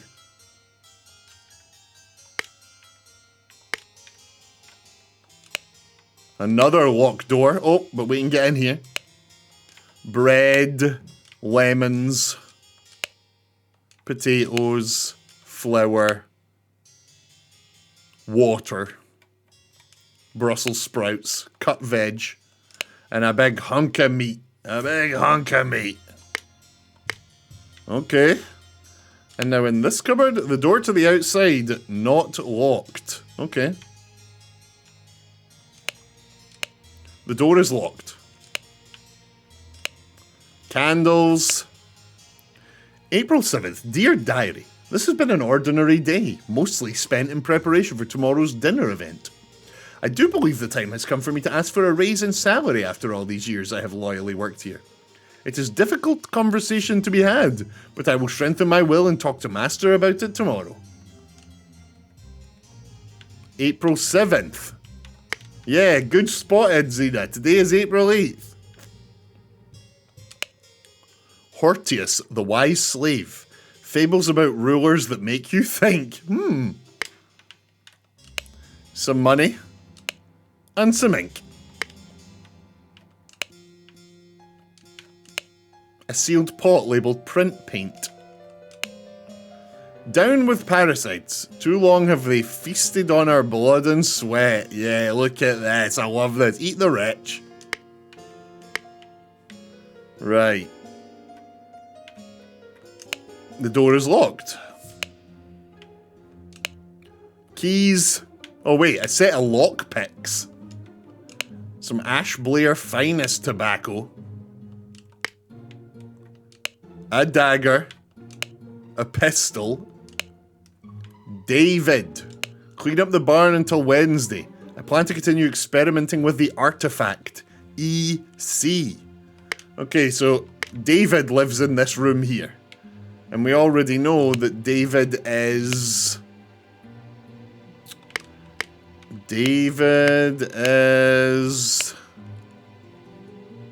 Where's the note that said not to bother the guy? David Goran lives in this room. Okay. Let's... What's the one up? David Goran. This one here. David... Nope. Nope. This one here. David... Goran. Okay, that's fine. Let's get rid of this. Although we do know that someone lives in this little bit. And it's likely one of the Monkey Man boys. The brothers. I imagine the one that didn't get set on fire. Right, let's head further up the stairs. Door's locked.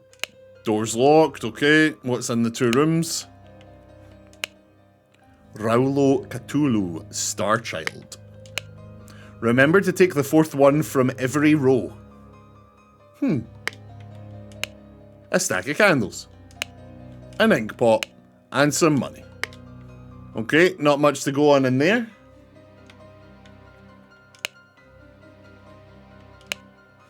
Once your target has ingested the love potion, establish eye contact and hold it for as long as possible. In most cases, the effects will be felt within 2 days, depending on your own appearances. Whoa, okay. A pair of twig dolls and a bottle of pink liquid, partially empty. Oh, okay. We got 2 dolls here. Someone's looking to make a little hookup. Very interesting. We got money, we got a big knife, We got M. Mademoiselle, the laceless count, the besmirched lover of Lusitania. I will not change the rules that the staff member who has worked here the longest gets the bottom... I will not change the rule that the staff member who has worked here the longest gets the bottom room. Do not bother me with such nonsense again. EC.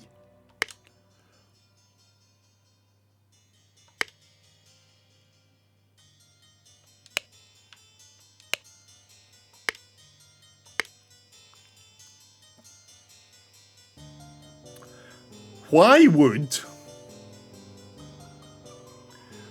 the person not in the bottom room have a note about not changing the rules about the bottom room? Like, you're in one of the highest up rooms. Why do you have a note that says, no, I will not change the rules about the bottom room? Maybe this person wanted the bottom room? So, if you were the one talking about scandalous novel, that's Lucia. So let's assume that this room, because of the novel, is Lucia's. So let's put this one, and we'll have it be Lucia. Don't know the first name yet. Don't know the first name. Lucia something.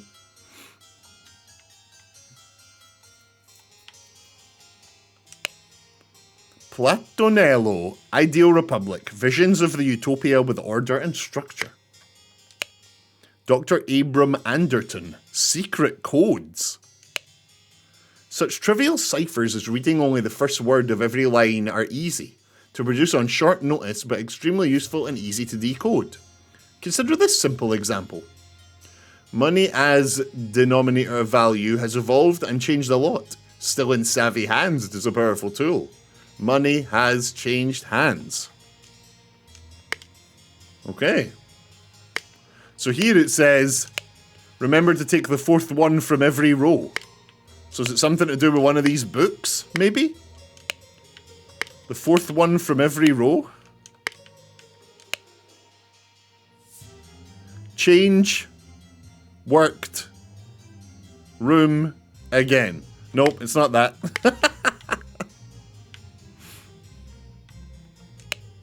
We got a locked cabinet, which we're opening somehow. 2 sealed bottles of cloudy liquid labelled peptic tonic. A sealed bottle labelled opium, hello. Due to the sensitivity of your stomach, I advise abstaining from alcohol for the next month. Also consider a glass of peptic tonic before eating to avoid upsetting your digestive system.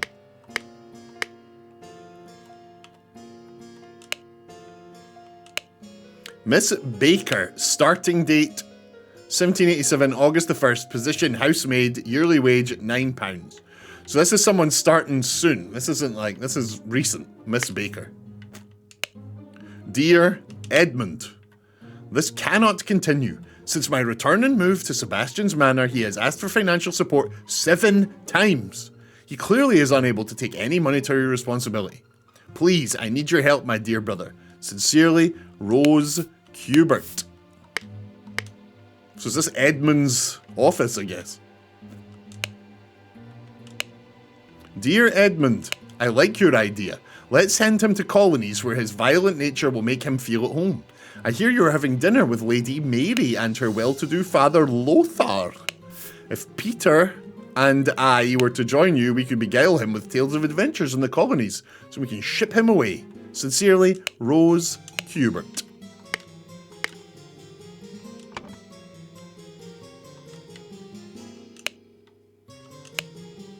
There's the golden idol in his safe. Miss Baker then is the top room. What makes you think that?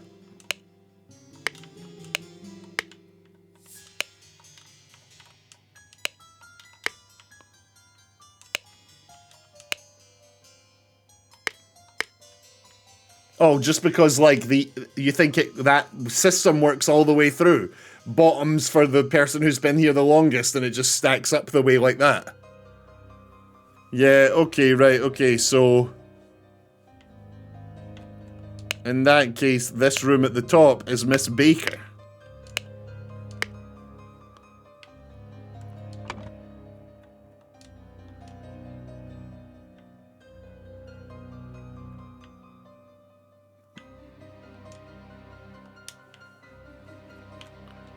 What's in the bin? Oh, plenty of letters in the bin, okay. Well, well, Edmund. You seem pretty pleased after the old boy passed away and a spot freed up for you in the House of Lords. Take care of those with whom you ally. I have many friends and will deal with you swiftly if you dare cross me. Lord George Bridges. Okay, we got an enemy here. Looks like we got a bit of an enemy in Lord George Bridges.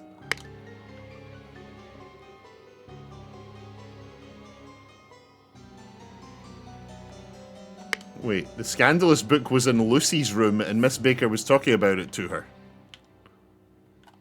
Is that who these two are? Dear Ada. So this is Ada. This is Ada somebody. Mrs. Smith, Mrs. Walker, Mrs. Baker, NB, EC.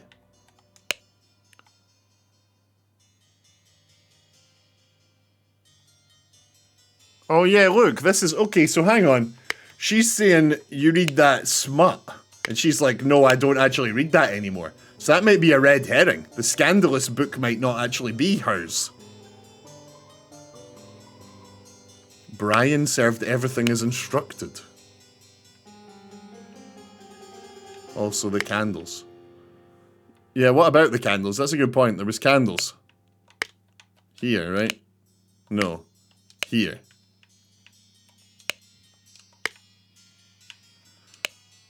So the person up the top has candles.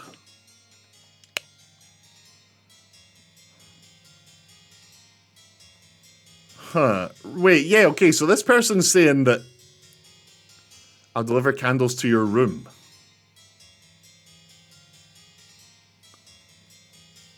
So... Huh.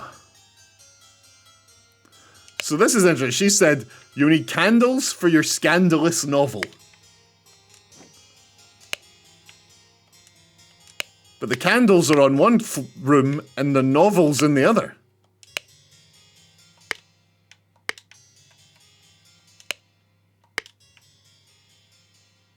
Huh.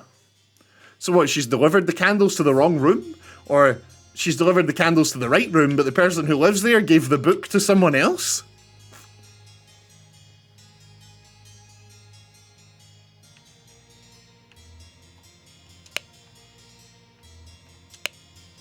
Edmund Cloudsley. Once more you have failed to answer our requisition. This is the last warning you will receive. Your transgression against us demands amends. The only course of action you have is to surrender yourself to our justice. Last chance for repentance, serpent, or you will unleash one of our stewards upon you. Brotherhood of Masks. The Brotherhood of Masks? What? The revolution will come for the likes of you, you crooked bastard. Soon you will pay for your sins against honest common folk with your blood from the final vanguard. People didn't like this dude.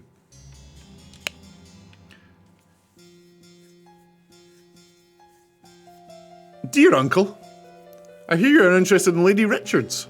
I think you are too old for her. I shall court her instead. Secondly, please lend me £300. It is a small change to you, and I am desperately in need of it at present. Truly yours, Peter Battley. Dude, you're too old for her, so I'm gonna... Could you give me those digits? Do you wanna hit me? You know? You're too old for her, bro.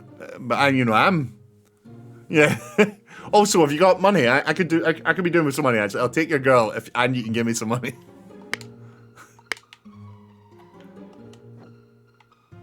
Oh. Alright, I see. We could have come up from here. Okay, right. We could have come up from here to the other room that's left. Right. What is going on here? This clue has been added to the thinking. Oh, it's who was sitting where. This is gonna be fun. Oh, this is gonna be fun. Right. Hold on, I'll check the table in a minute. That's a lot of information. Let's talk to the people first. This is horrible. An embroidered handkerchief. Right, I've no idea who this is. Big hair. This is horrible. We've met this guy before. That's one of the brothers. It's poison. Nobody touch a thing and nobody move. I'll send for a doctor right away. This is Edmund. This is the man. This is Edmund Crawley or whatever his name is. Blue key. Heart key. Interesting. Okay. So where's we know you. You are Edmund Cloudsley.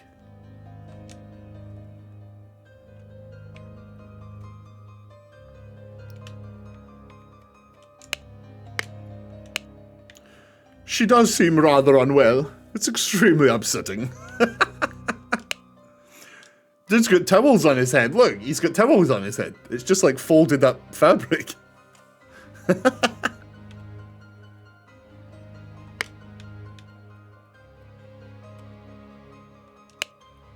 Oh my lord, this has nothing to do with me. You've got a wee heart key, and a wee square key, and a wee simple key. 1 shilling?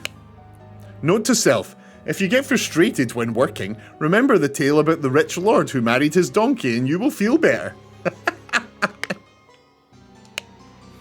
Ensure that the beautiful lady sits next to me during dinner and I will slip you a shilling. Peter. There's the shilling right there, so it obviously happened.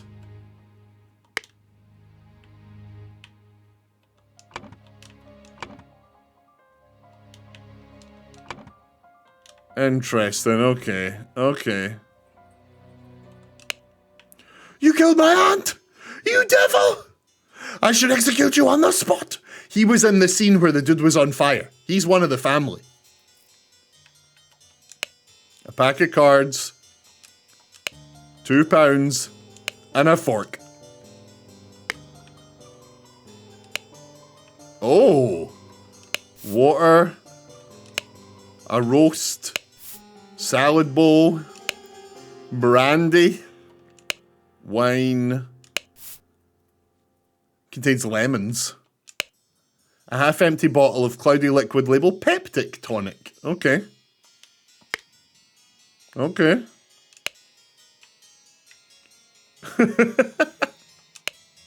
The lady is not breathing and her face is blotched. Money, rings, the fan. Okay. Let's take a look at the table then. A partially eaten piece of roast. A partially empty glass of red wine. Oh wait, it's not red wine, it's red liquid. And amber liquid. A partially smoked cigar, salad, red liquid. Roast with salad, red liquid, and cloudy liquid. Okay. A partially empty glass of clear liquid, a salad untouched, a full glass of cloudy liquid untouched. Okay, whoever sat here didn't even touch anything but the water. Yellow liquid, eaten salad. I assume the beautiful lady is the blonde woman. If you give her... ensure that the beautiful lady sits next to me during dinner and I will slip you a shilling. Peter. So, the beautiful lady and Peter sat together. Peter's either this person or this person.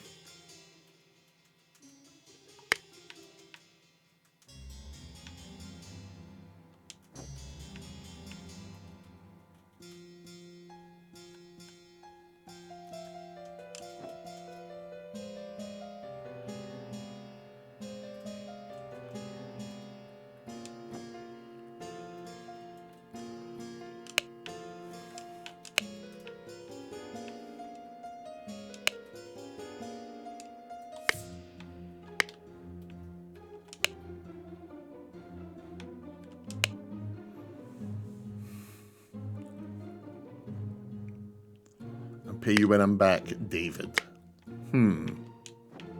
So let's check the food notes.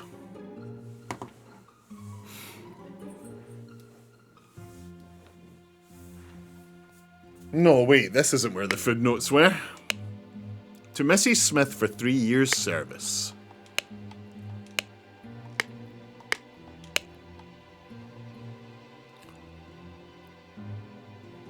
I threw it out. I do not read such dirty literature anymore. Okay, so I think that's true, and someone else probably scooped it up. That's going to be a clue for when we're nailing down who lives in what rooms.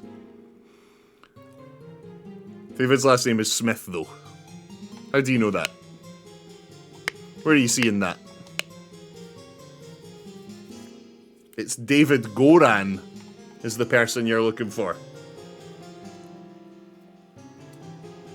I think.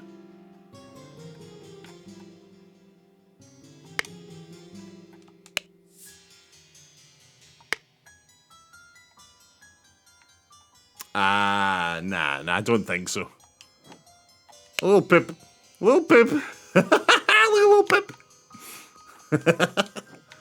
You're a little weirdo, Little Pip. Right, so we can start...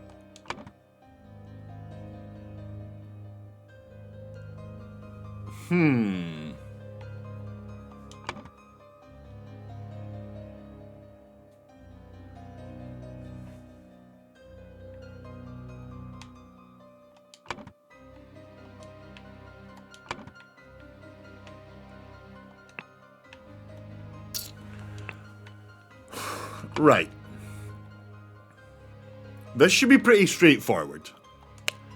Mrs. Smith for 3 years of service, so Mrs. Smith lives in the bottom one here. She's been here the longest. So let's call that Smith. Mrs. Smith. Now,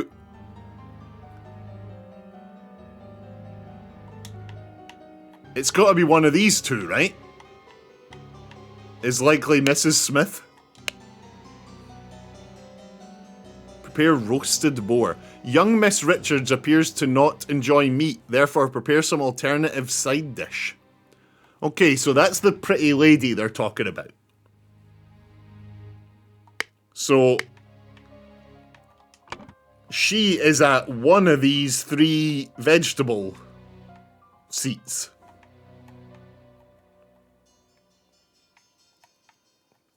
Young Miss Richards.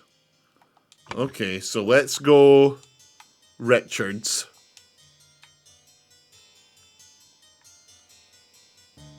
Do we have a full name for her? Yeah, we do. It's in one of these, isn't it? Hang on. Where's the one for the dude asking money? I hear you're interested in Lady Richards. I think you're too old for her. She'll quote her instead. Ha! Lady Richards, no. Well, that's not ideal.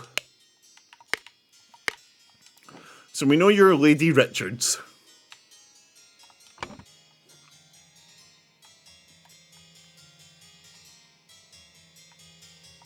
We know that this woman that died, we know her. She was in one of the previous ones.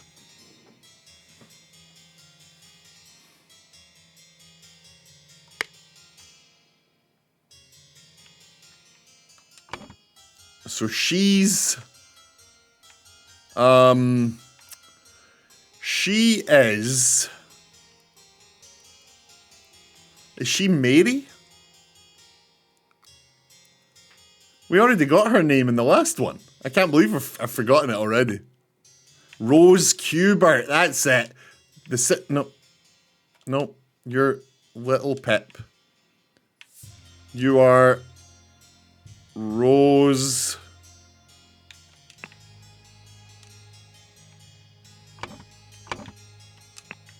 Cube.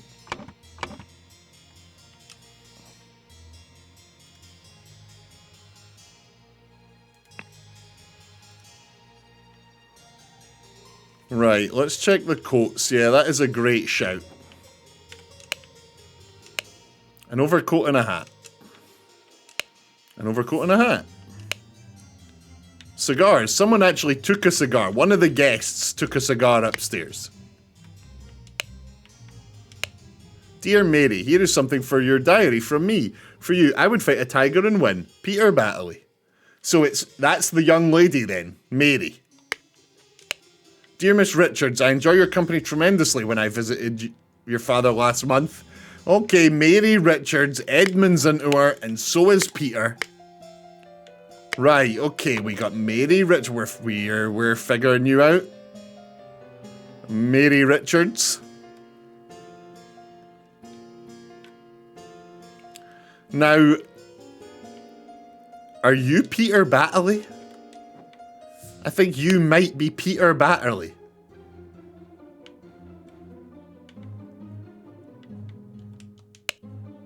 £2.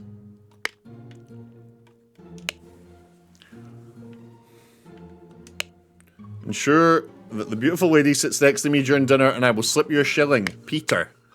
So one of these two must be Peter. This guy or this guy. But it's got to be this guy because he was in the scene previous, right? So I think he is Peter Battley. Which would make this dude, I'm not sure.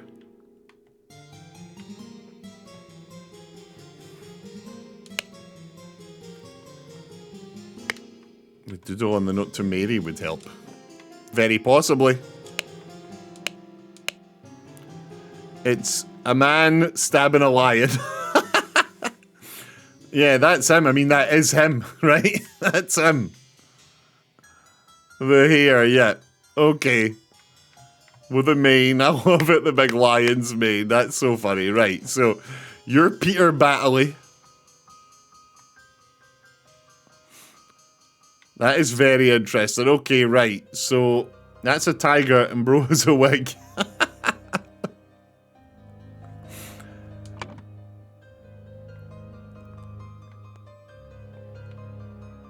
We don't have many of these left to figure out. Guess somebody Smith. Let's try and find the first names of the... She refers to her as Lucia. This woman here, this face is Lucia. You are Lucia. So that makes you...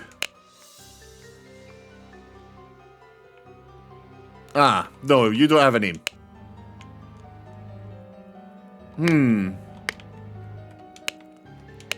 Dear Ada. Okay, you're Ada. Okay, here we go. You're Ada. You are Ada something. We're getting there. We've got 2 people left. One of them is David something.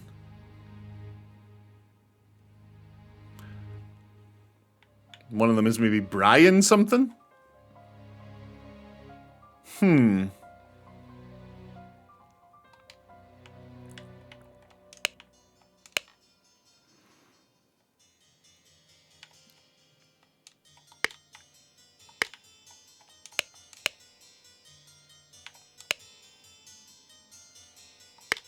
So this person at the bottom here is smart. They're asking for a raise. They're reading about slavery. They understand the system here. This person at the bottom switched on. I'm just not sure who it is. The tobacco, the keys, the lockpicks, the gun, the knife, and the note that says David. So David lives in this room here. David Goran lives in this room right here. But we've already done that one. Somebody Smith lives at the bottom. Lucia something lives here. And somebody Baker lives here. We just don't know who's who.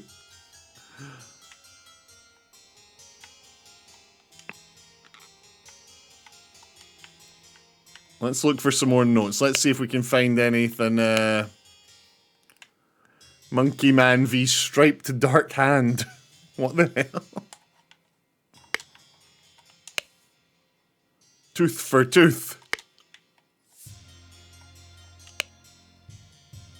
Amber liquid. Interesting. Okay.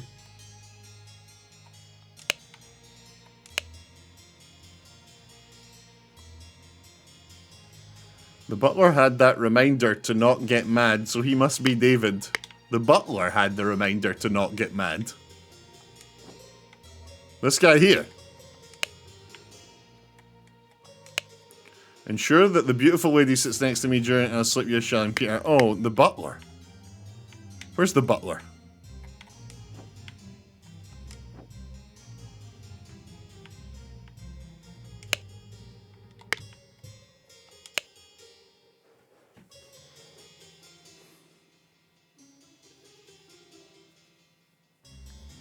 NB. Miss Smith. Miss Walker, I may be woken and dressed at 7. I expect to receive my daily newspaper by noon. Miss Baker, I expect all my rooms to be cleaned every day, twice on the days I have visitors. NB. David Gordon's job requires that he may arrive or leave during the night. No complaints about this. The butler had that reminder to not get mad. Then maybe not, because he says that he may arrive or leave. Yeah. Okay, we've got... Actually, interestingly, we're on 35 of 36. We are actually still missing one thing. But I imagine that'll appear at some point. What you got on you, Pit? A cigar and... Run to the city and grab me some Ash Blair... tobacco and a bottle of gin. I will pay you when I am back, David.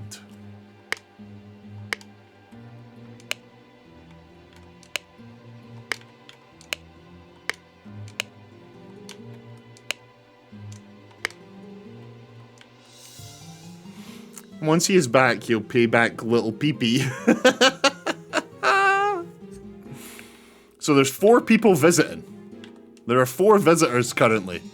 It's the lady, the dead lady, and these 2, I guess.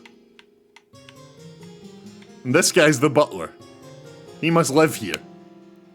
Oh my lord, this has nothing to do with me. So this dude must live here. If you get frustrated when working, remember the tale about the rich lord who married his donkey and will feel better. And okay, so... he lives here, this dude. So maybe he sleeps, like, in here?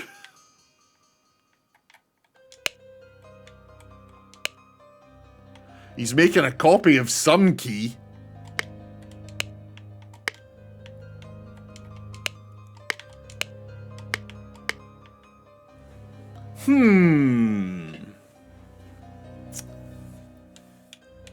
Right.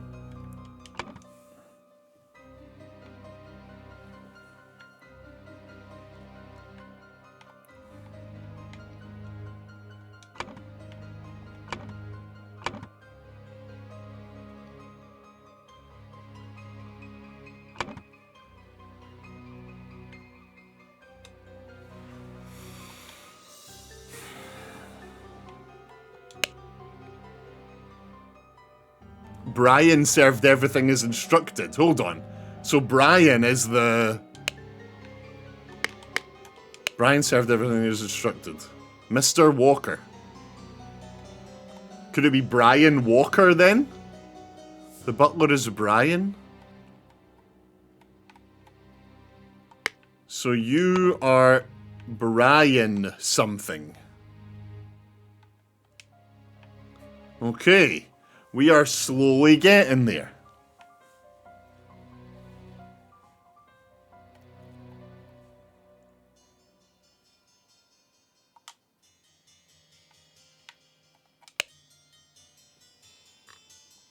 Was this his room again? I'm not sure. I don't know which one the butler has.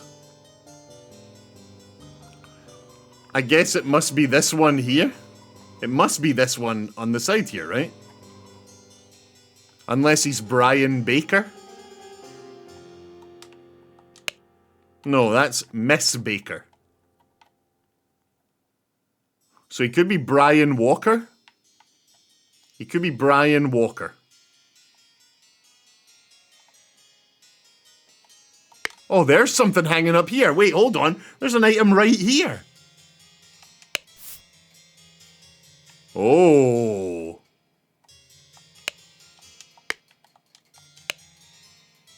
Okay, that's suspicious as hell. There is a bag tied up on the outside of this building with essentially these same two keys here.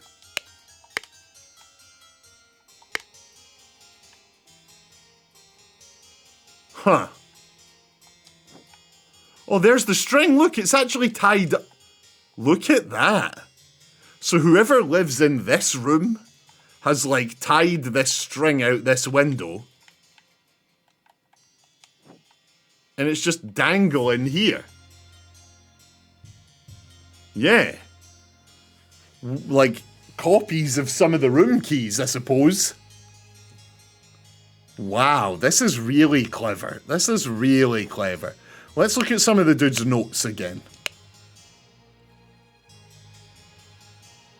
Also consider a glass of peptic tonic before eating to avoid upsetting your digestive system. Peptic tonic. So the main man of the house is going to have peptic tonic on his table. So which one is the peptic tonic again? The grey one.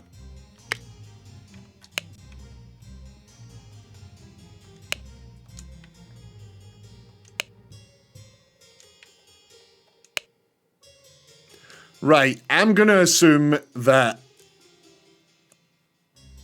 So he's one of these two. One of these two is Edward Cloudsley, the main man. Right here.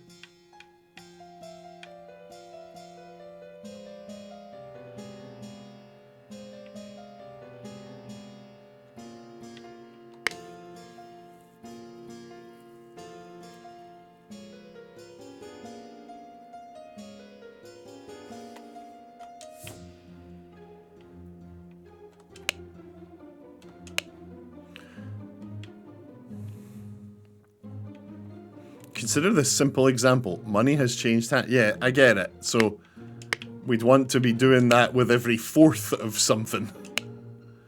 Miss Baker's starting date, position housemaid, yearly wage £9. Dear Edmund, this cannot continue. Since my return and move to Sebastian's Manor, he has asked for financial support 7 times. Sebastian's Manor.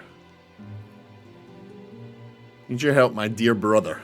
On February the 10th. Rose Kubert.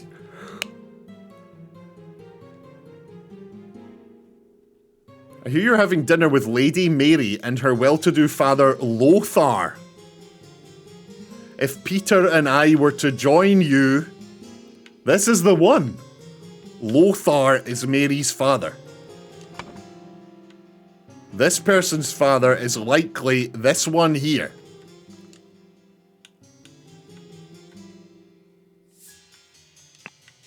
Lothar. Nope. Damn it. Why does he keep doing the wrong one? Lothar Richards. Likely. You're Brian something, I just don't know what. I just don't know what you are, Brian. But unless I'm mistaken, that's us gotten all of the guests. That's all of the guests done. It's just the staff we need to figure out the names. And that should be easy if we do the beds.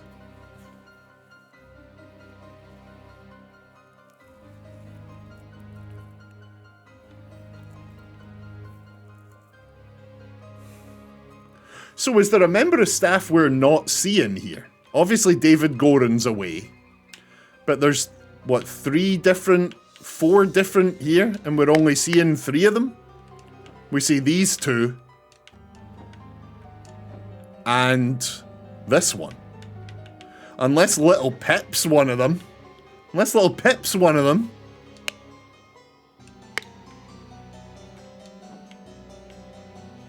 Well, Pip, do you live here?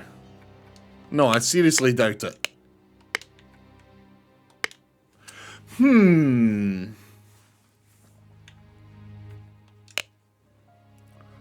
I do not read such dirty literature anymore. I do hope our master's guests are satisfied and that Brian served everything as instructed. Yeah, that's fine.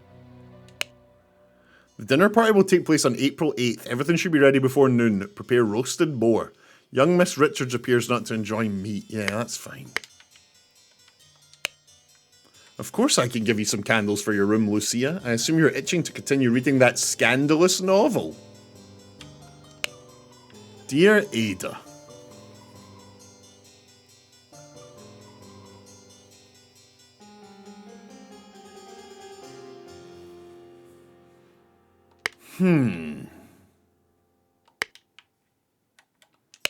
So do we think this is the woman who got this award? Miss Smith? Are you Lucia Smith?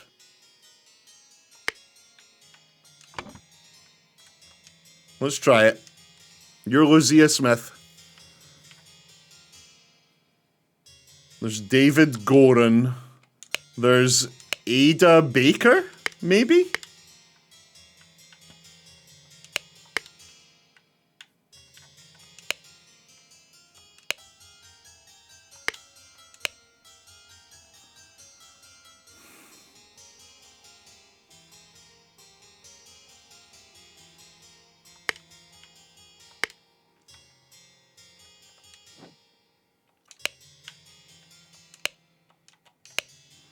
I will not change the rules that the staff member who has worked here the longest gets the bottom room.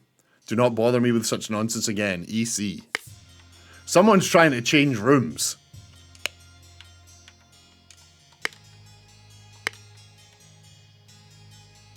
The monkey ones are children's books, yeah.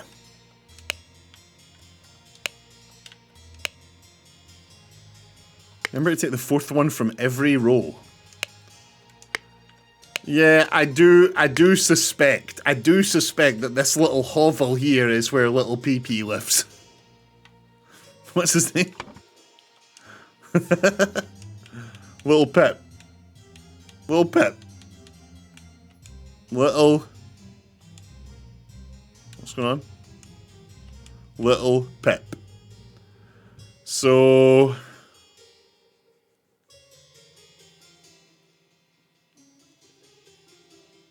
that must be Ada Baker. So this must be Lucia... Oh shit, wait, we've put Lucia Smith down here. Fuck. What? Oh, we put Lucia here because of the books. No, we didn't.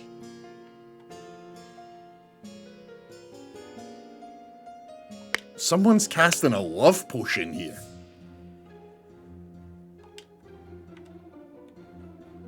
Who the hell's using a love potion? Who's the other member of staff?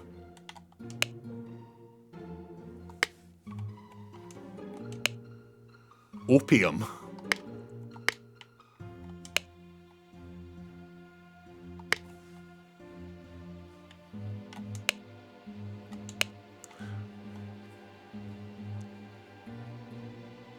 Yeah, for sure. For sure.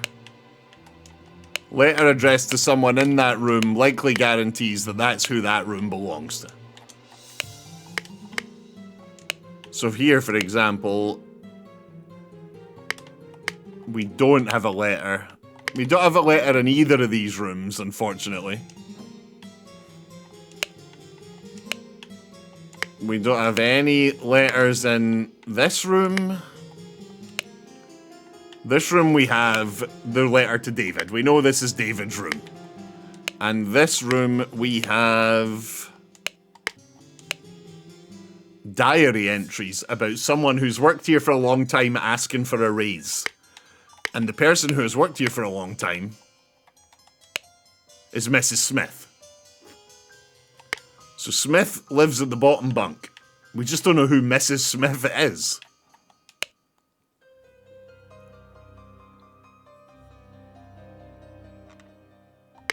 But we think this is Mrs. Smith. We think.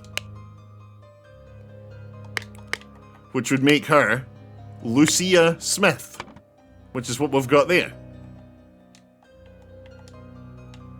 So then who lives here? The butler? Yeah, it'll be the butler. Yeah, it'll be the butler. Right, hang on then. So the butler's called Brian something. The butler is called Brian. Mrs. Smith is the one that cooks, and she was instructed with food-related things. So yeah, that's her room. Yeah. The butler's Brian somebody.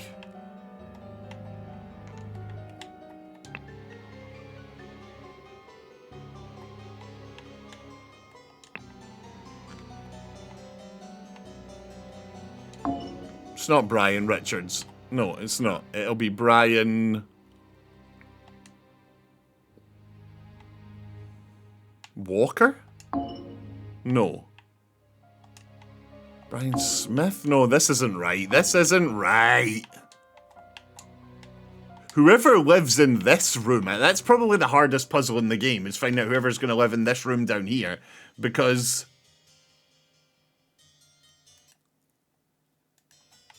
they're the ones with the love potion and the dolls and stuff. Whoever lives here is probably up to no good.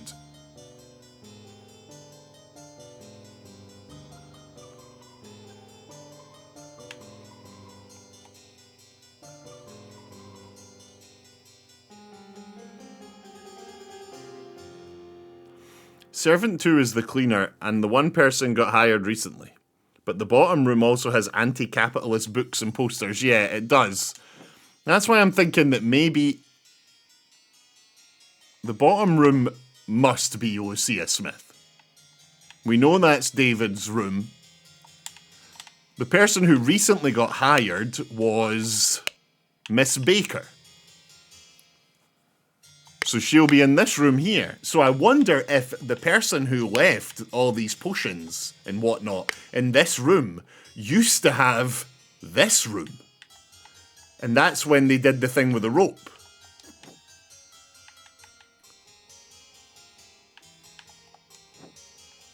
So when the new person started, they got moved down a room. And that's why they've got a letter about being asked to move rooms. Maybe. Maybe Brian has the anti-capitalist things. I mean, maybe, but then Brian wouldn't be on the bottom. Would Brian be down here?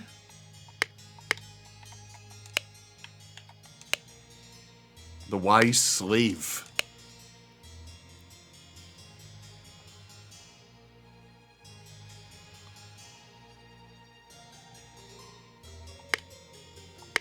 So is there a chance then that the bottom one is the Brian dude who's been here forever?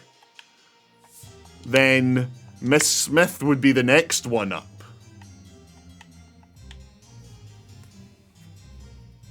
Yeah, that's what you think.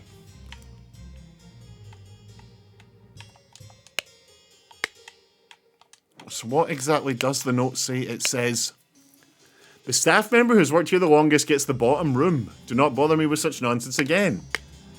So how do we know that the butler has worked here for a long time?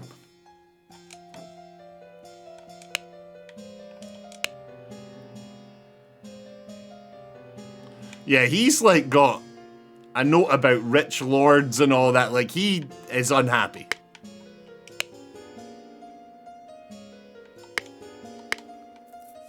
Then maybe he does live at the bottom of the stairs.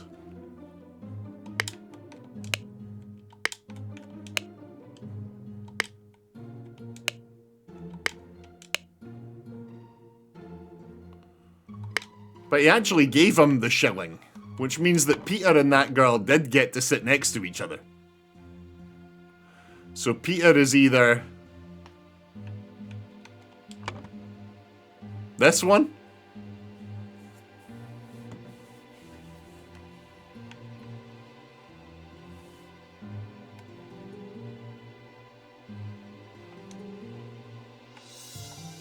so we say that Lucia Smith actually lives here, and she was the one with the smut. She was just lying about the slut. The slut? The smut. She was lying about the smut. So then this must be Peter. No, this must be Peter. Is that what the butler's called? Peter something? No, Peter's this dude. God damn it. Right. So the butler is called Brian something.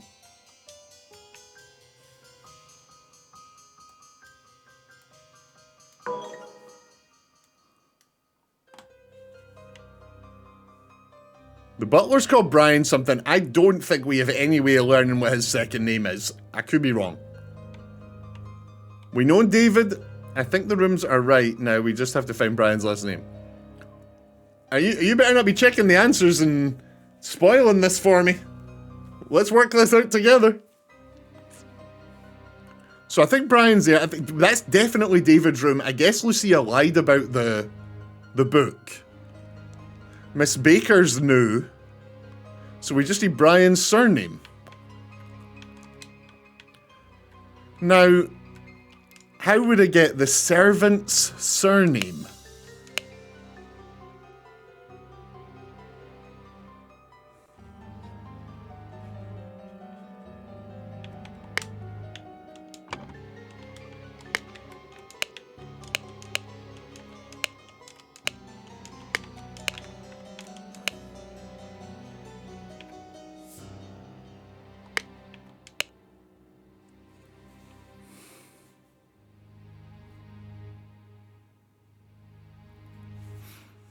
You and your father to my dinner. So let's say that that's Ada... No, wait, we actually already know this one, don't we? Lucia Smith and Ada Baker. Ada Baker. Lucia Smith. And Brian Goran. Brian Walker. Yay! Okay, it's Brian Walker. Wait a minute. I don't know how we got that. Okay. Brian Walker. Oh, I know where we would have seen that. Mr. Walker. Yeah, that's where we... Yeah, okay, he's the only one. Brian Walker. That makes sense. Brian Walker. Mrs... Okay, so we've done who's who. We now need to figure out who sleeps where, which we've done. Sick. Okay. We're getting there. Now here's the one. She only eats veg. Our pretty lady. Our Mary. Mary only eats veg. Right? We know that. So she's this one, or this one, or this one. However, this one has a cigar. So I very much doubt that that's Mary. Gender roles, I don't know. Mary's not smoking a cigar at this dinner table. She's just not. So she's one of these two. She's either water and Pepto-Bismol, or she's lemonade. So I'm going to assume she's lemonade.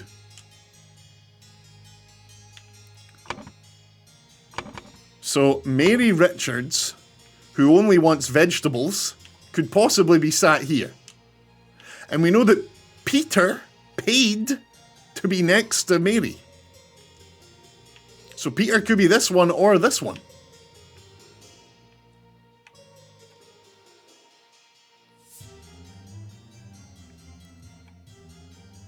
Now, who's going to have the cigar is the question. One of the coats had a cigar, so if this is Mary, and this is the cigar, I'm going to wager the cigar belongs to her dad. So let's say that this is... Was it Goran? Lothar. Let's say Lothar Richards sits here with his cigar. Shall we?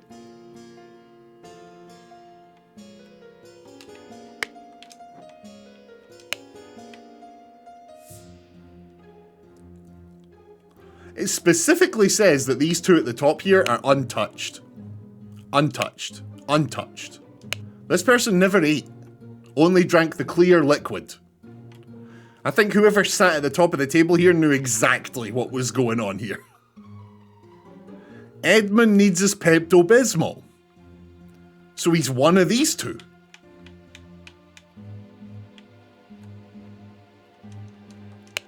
A partially eaten piece of roast. A partially eaten salad. A partially empty glass of red liquid. And a partially empty glass of cloudy liquid. So Edmund is one of these two seats. Edmund seems a bit shifty, so it strikes me that he might be the one that hasn't touched his food. The suspicious one. And the dead lady, of course. The dead lady, of course. They're untouched. Lothar sat here. Mary sat here, in theory. So, here's an interesting one, actually. Here's an interesting one. Yeah. Okay. The only unique thing on the table here is that this table has this drink. This seat here has this drink here. Which is a partially empty glass of amber liquid brandy. So is that her? Is Brandy the culprit? Did she sit here, drink that brandy, and die? Did Rose Hubert drink the brandy and die? And if Peter wanted to pay to be next to Mary, then that means that this is Peter Battley. Which would leave us with the host of the place, who has his Pepto-Bismol, Edmund Cloudsley. No! Okay, here we go. So, we go again. We say that this is Edmund, maybe? Edmund Cloudsley? We say that... No, maybe we don't. Maybe we don't. Hang on. Let's just start again here. We know for a fact. What do we actually know? What do we actually 100% know? Let's not just be putting stuff down. What do we know?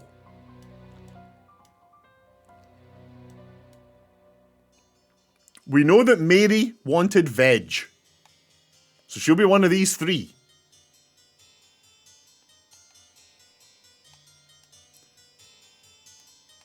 She's not going to be the cigar smoker. That was someone else who hung up their jacket. In fact, from looking at the jackets, you can tell that the two on the edges are definitely the women. Look at the hats. Mary's got a pink jacket. The woman who died, blue jacket. There's also this syringe. And up in the big man's cupboard, next to the peptic tonic, opium.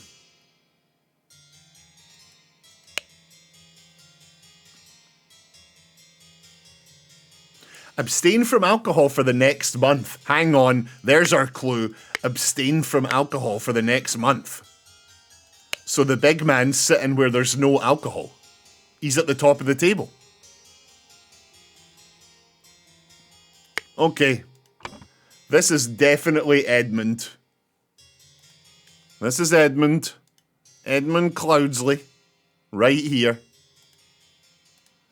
This is Mary. Now, Peter paid money to sit next to Mary. So this must be Peter here. Peter Battley. Mary... What's your surname again, Mary? Sorry? Richards. Mary Richards. So let's assume that that's her dad sat here again. Lothar Richards.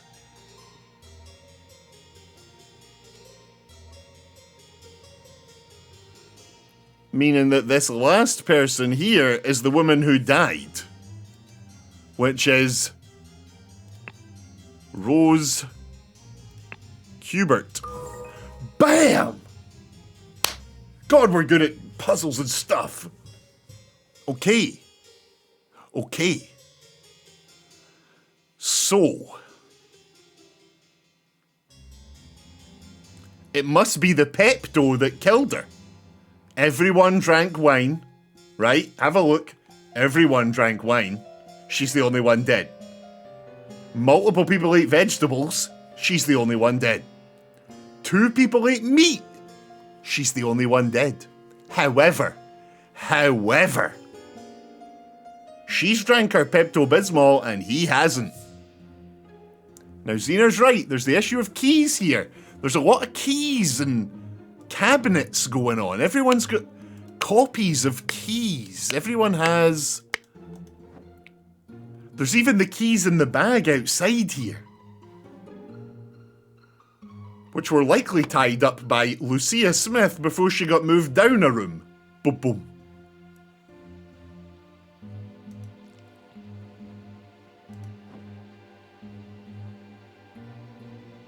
Let's see what the actual puzzle is here. Someone wanted someone dead. Therefore, someone poisoned the blank and hid the necessary key in a blank. At the dinner party, ingested the poison and died. Okay, I think I know what's going on here. I think someone wanted our main man dead. Our boy. Edmund Cloudsley. Therefore, whoever it was, poisoned the tonic.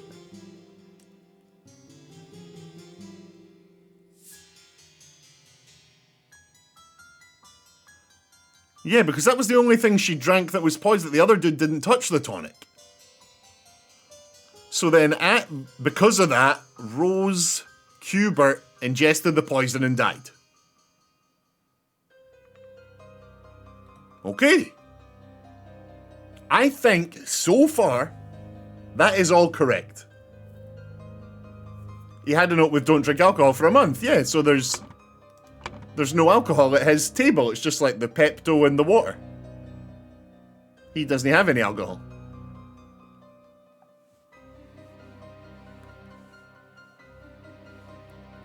So,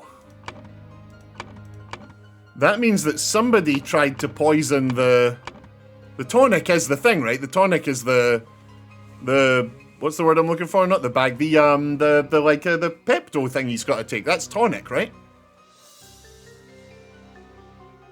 Yeah, it's got to be tonic. I think. And she's the only one that drank the tonic. He didn't touch his. It specifically says that his wasn't even touched. Is that right still? Hang on. A full glass of cloud liquid untouched. Right, so the tonic did them in. The tonic did her in. Could it be that someone was actually trying to kill someone else at the party, but because this dude paid this dude to move the seats about, suddenly the wrong person got poisoned? So who'd won, who did? Blindly I'd say Brian because he's the only one with keys, but Little Pee-Pee's bag has copies of the keys in the bag on the vines. David's missing. Little Pee-Pee! Yeah, so Little Pee-Pee's got a note here, little Pip boy. David will pay him when he gets back. Little Pee-Pee. He stole a cigar.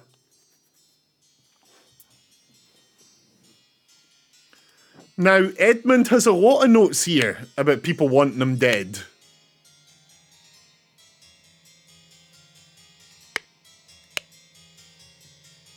Let's send him to the colonies, where his violent nature will make him feel at home.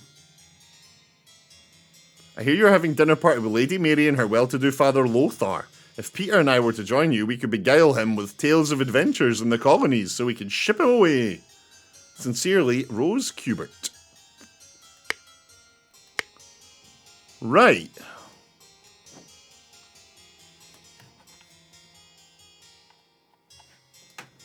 Didn't one box contain cigars too in one of the rooms? One of the bedrooms have cigars.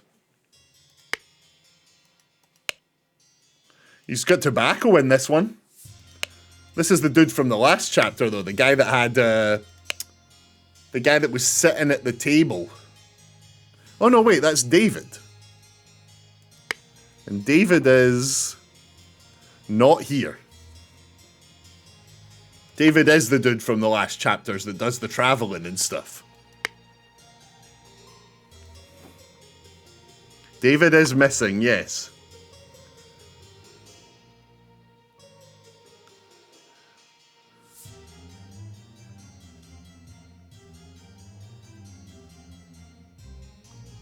Therefore, somebody poisoned the tonic and hid the necessary key in a blank. In a bag. Hid the key in a bag. It's out here. The bag. It's right there. The key has been hidden in a bag. But for who?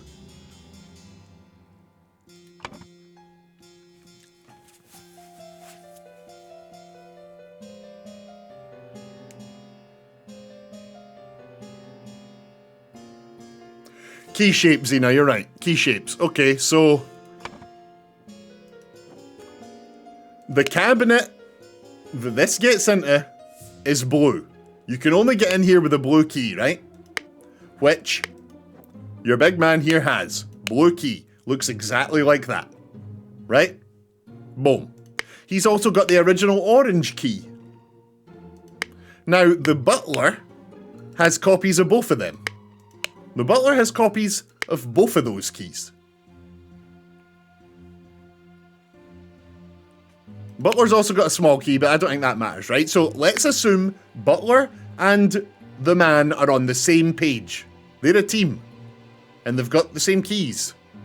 However, the bag here has keys.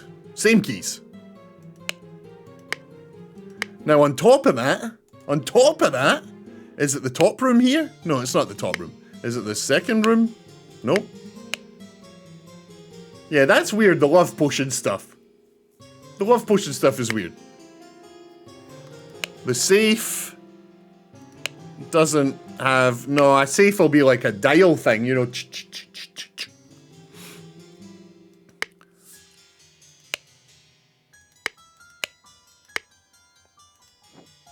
So we have...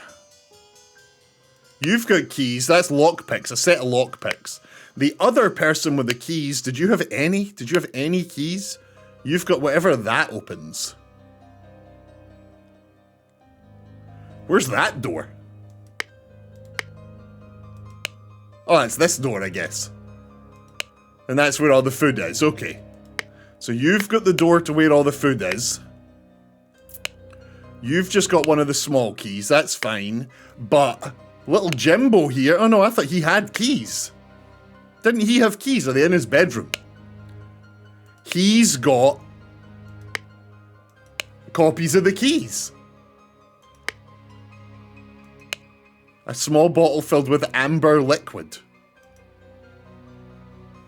So the little Pip here, little Pee-Pee, this little shifty character, has... This is the blue key, right? And this is the heart key.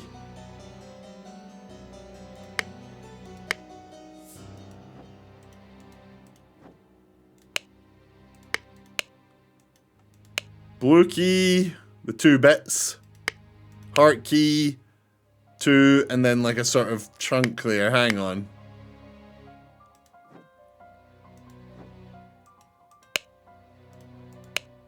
Flat.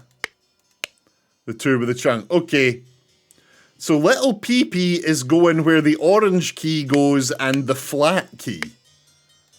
So which one is the flat key and the orange key? The orange key is This one. The orange key's the booze. Okay. Little PP just wants booze. So what is the flat key about? Is he just into lockpicking? That flat one's maybe just... The keys in the outside bag are... And a flat one. The one with the 2 bits and the flat one. So what, that's...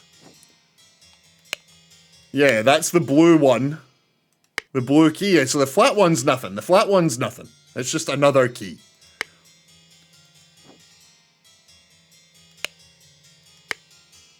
So Xena, do you agree with me? Do you agree right now I'm under the belief that this is a red herring? This kid just wants some booze in his little flask. He's got a key to get booze. We're being led down a garden path here, thinking that little PP is dangerous. He's not. He steals cigars, he steals booze, he's just a little shithead. So if that's the case, then whoever wanted our main man dead, therefore, same person, poisoned the tonic and hid the necessary key in a bag. At the dinner party, Rose Kubert ingested the poison and died. Now, the major question is, what's this syringe got to do with it? Someone syringed something. Oh, fuck, yeah, there's the love potion too. Whose room is this? Lucia Smith. Now that's this woman here.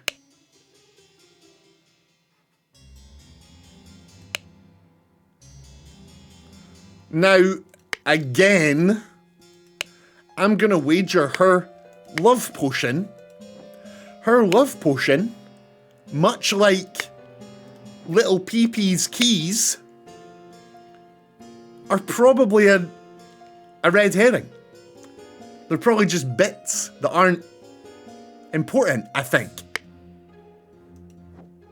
Distractions from the main thing here. Which is all of these letters about who hate him. George Bridges. I will deal with you swiftly if you dare cross me. George Bridges.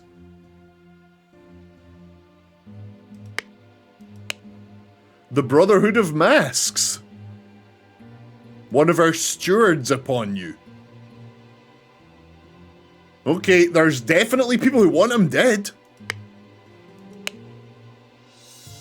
The Final Vanguard. This is just 3 different people who want this dude dead. Dear Uncle, I hear you're interested in yours truly, Peter Battle. Right, so it's not Peter. But it's either the Brotherhood of Masks who have sent a steward, or George Bridges who has sent someone, or the Final Vanguard.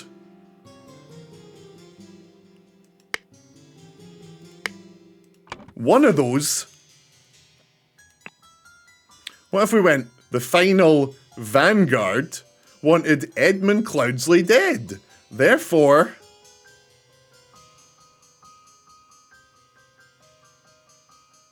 yeah, it's not going to be that, is it?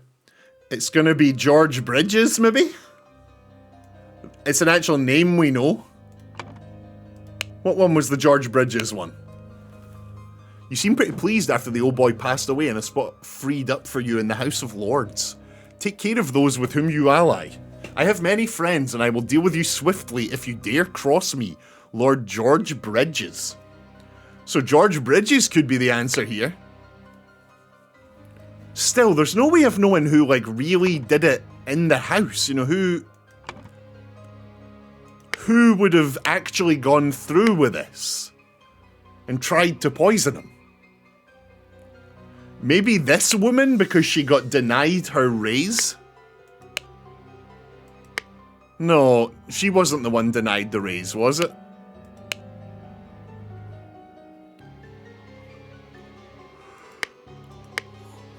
We're really close to figuring this out. We are really close to figuring this out.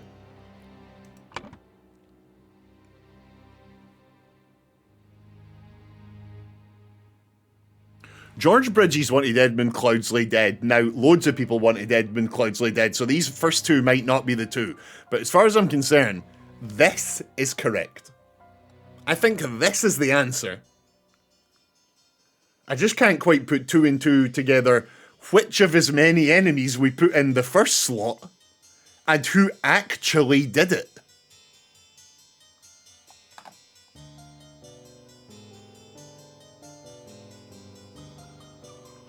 Could it be that the butler and the maid were working together? We forgot about that weird riddle. There was a weird riddle. A weird riddle. Where?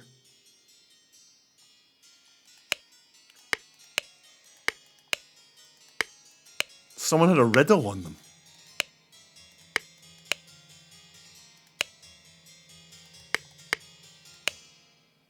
Somewhere in the top two rooms, there was a riddle. Remember to take the fourth one from every row. It's to do with that fourth one from every row is to do with... Nope. That fourth one from every row is to do with this, I think. The secret codes. Take the fourth one from every row. It's going to be this. I just don't know which. Some book somewhere here that we're going to need to take the fourth of every row or something. Change. Worked. Room. Again. No, it's not going to be that.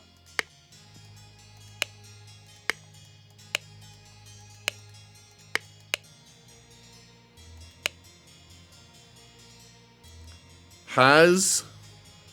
Establish. It. Nope, it's not this.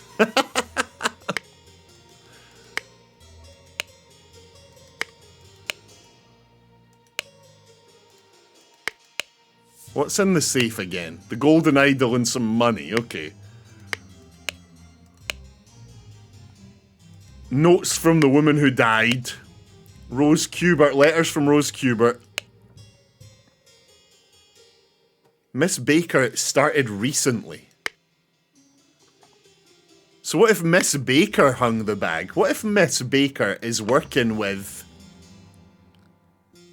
Right, here's what I'm going to try. Here's what I'm going to try here. I'm going to say that George Bridges wanted Edmund Cloudsley dead, and he used Ada Baker to do it, who lives in the room where the bags are hung up outside. Aha! 2 or fewer slots are incorrect. 2 or fewer.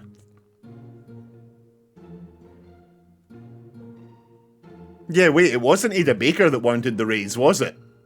She wanted the raise. No, the person that wanted the raise was the butler. The butler wanted the raise. I have loyally worked here. I deserve a raise. That's the butler's room, right? Yeah, Brian Walker wanted the raise. So maybe it was the butler. Oh my god, what if... Hang on. What if she used her love potion on the butler? So the butler killed the...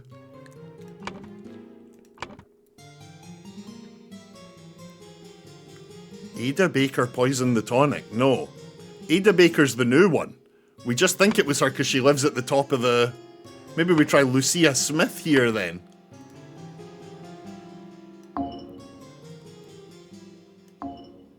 The scroll is not filled incorrectly. Oh. The scroll is not filled incorrectly. But as soon as we put Baker in here... Nope. No, god damn it. Cloudsley. 2 or fewer slots are incorrect. Okay, so we're actually getting close. So it's not George Bridges that wants Edmund Cloudsley dead, it's the butler who was mad about... The butler was called David? The butler was called Brian Walker. Is it the butler that wants him dead? I seriously doubt it. It's not the butler. Yeah, it's not the butler. So it must be David, the person who disappeared, right? So that would be... What was David? David something? There's so many people that want him dead. Like, it could be the... It could be George Bridges. It could be the final Vanguard. It even could be... What was the other one? The Dark Hand? No. Who was the other person that was writing him death threats? George Bridges, we've tried that. The Brotherhood of Masks. A steward. Or we will unleash one of our stewards upon you. From the Brotherhood of Masks. Huh. Can we just try David Goran? No, we don't. Okay, okay. Pardon me, God, pardon me. I've barely eaten anything, God. So it's not the final Vanguard, it's not George Bridges, it's... Maybe Vanguard Steward? No. Let's think about this. Let's think about it. We are so close. So if I just remove these... And I just put in lemonade... No. I just put in random... Let's put in... Vanguard Bridges.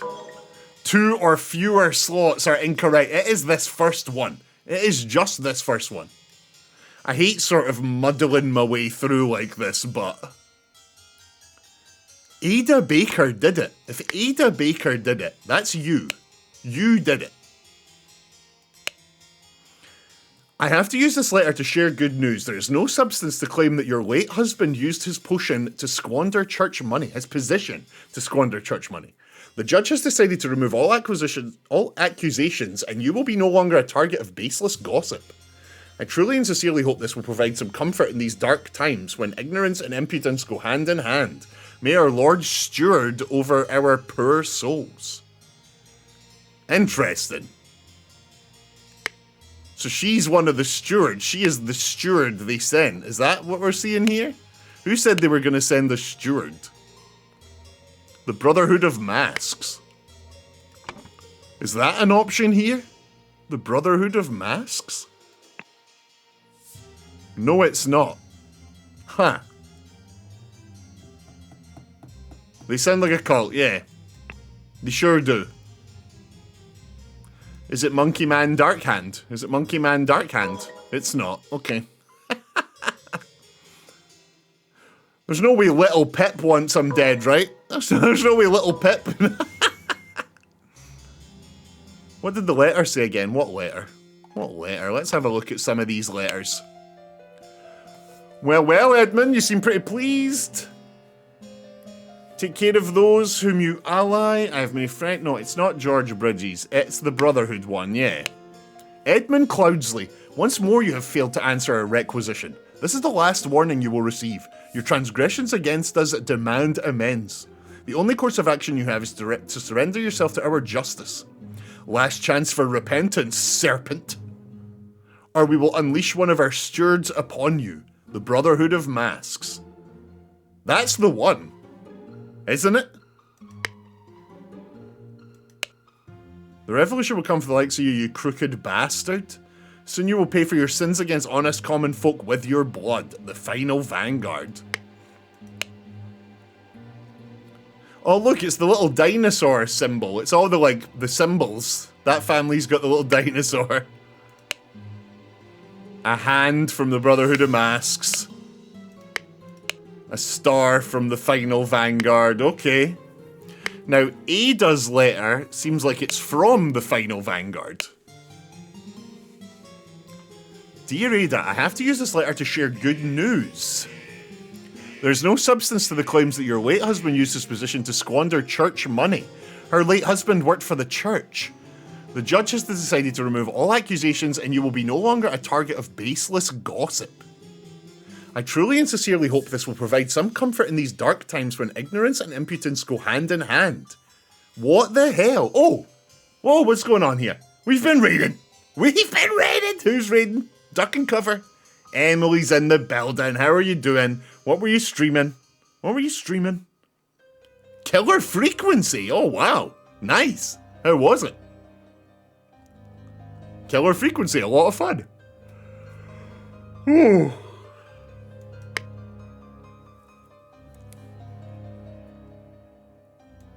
Right, we are so painfully close to completing this. I've watched Undead play it before. Nice. Undead as in Undead Driver 90. Welcome in, Undead Driver 90.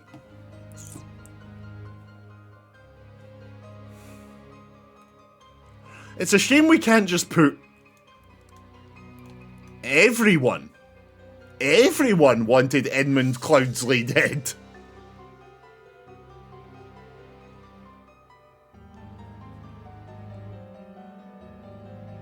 Wait. Wait.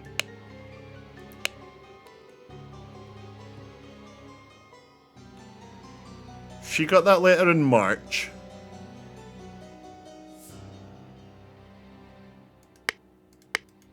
The one from the Brotherhood came in January. It said she started. Didn't he have a note on his desk for her start time? Yeah, Miss Baker. August 1st. She's the one. She did it.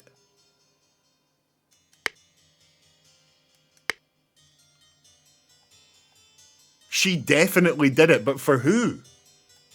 We can't put the Brotherhood of Masks.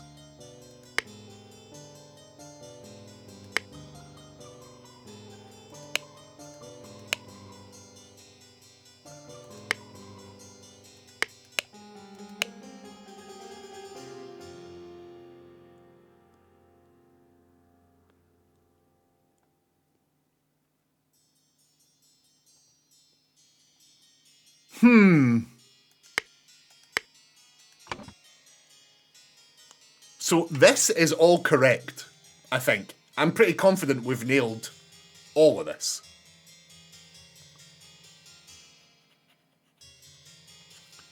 Is it Ada Baker? Will we just go Ada Baker again? Will we do it? Will we just try say it's her twice? I seriously doubt it. I seriously doubt it. Nah, it's not that. Okay. Someone wanted him dead, so Ada Baker poisoned the tonic and hid the necessary key in a bag. At the dinner party, Rose Kubert ingested the poison and died. Yeah, that's fine. But who wanted him dead? There were so many folk that wanted him dead. The final Vanguard wanted him dead. George Bridges wanted him dead.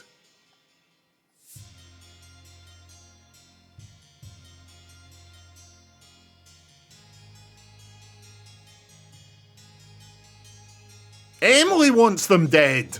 Everyone wants them dead.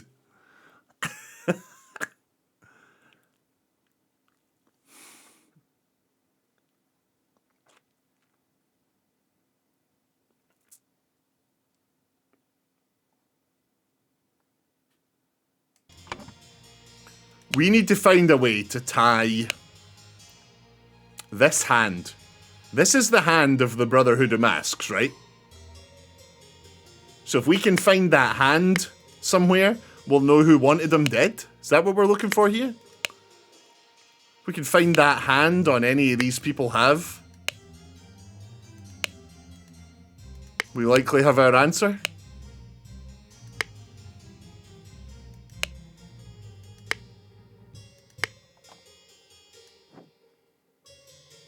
I'm definitely missing something simple here.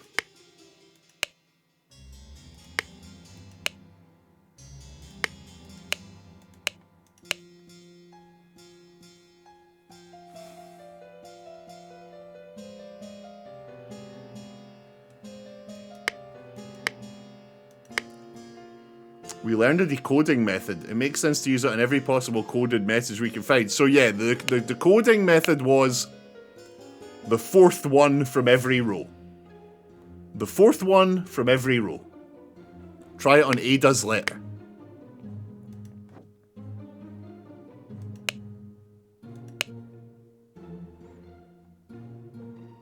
I have to use... There is no substance. Use substance to remove target.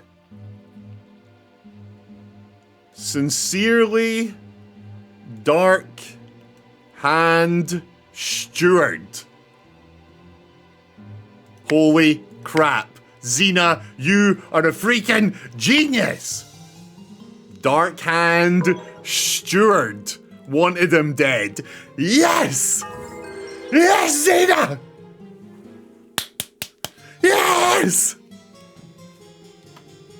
Ada Baker received, in code, instructions from Dark Hand Steward to poison Edmund Cloudsley. She used her ability to move freely in the rooms while cleaning and made a copy of the medicine cabinet key. She used a syringe to poison a sealed peptic tonic bottle. However, during the party, Rose asked for tonic and drank it first and died from the poison. Yes! This game's so cool.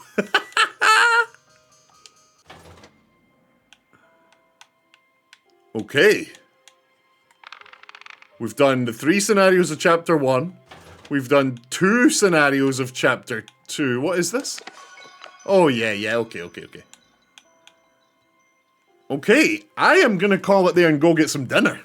Thank you, YouTube, for watching. This has been part 1 of The Case of the Golden Idol. I assume it's only part 1 of 2.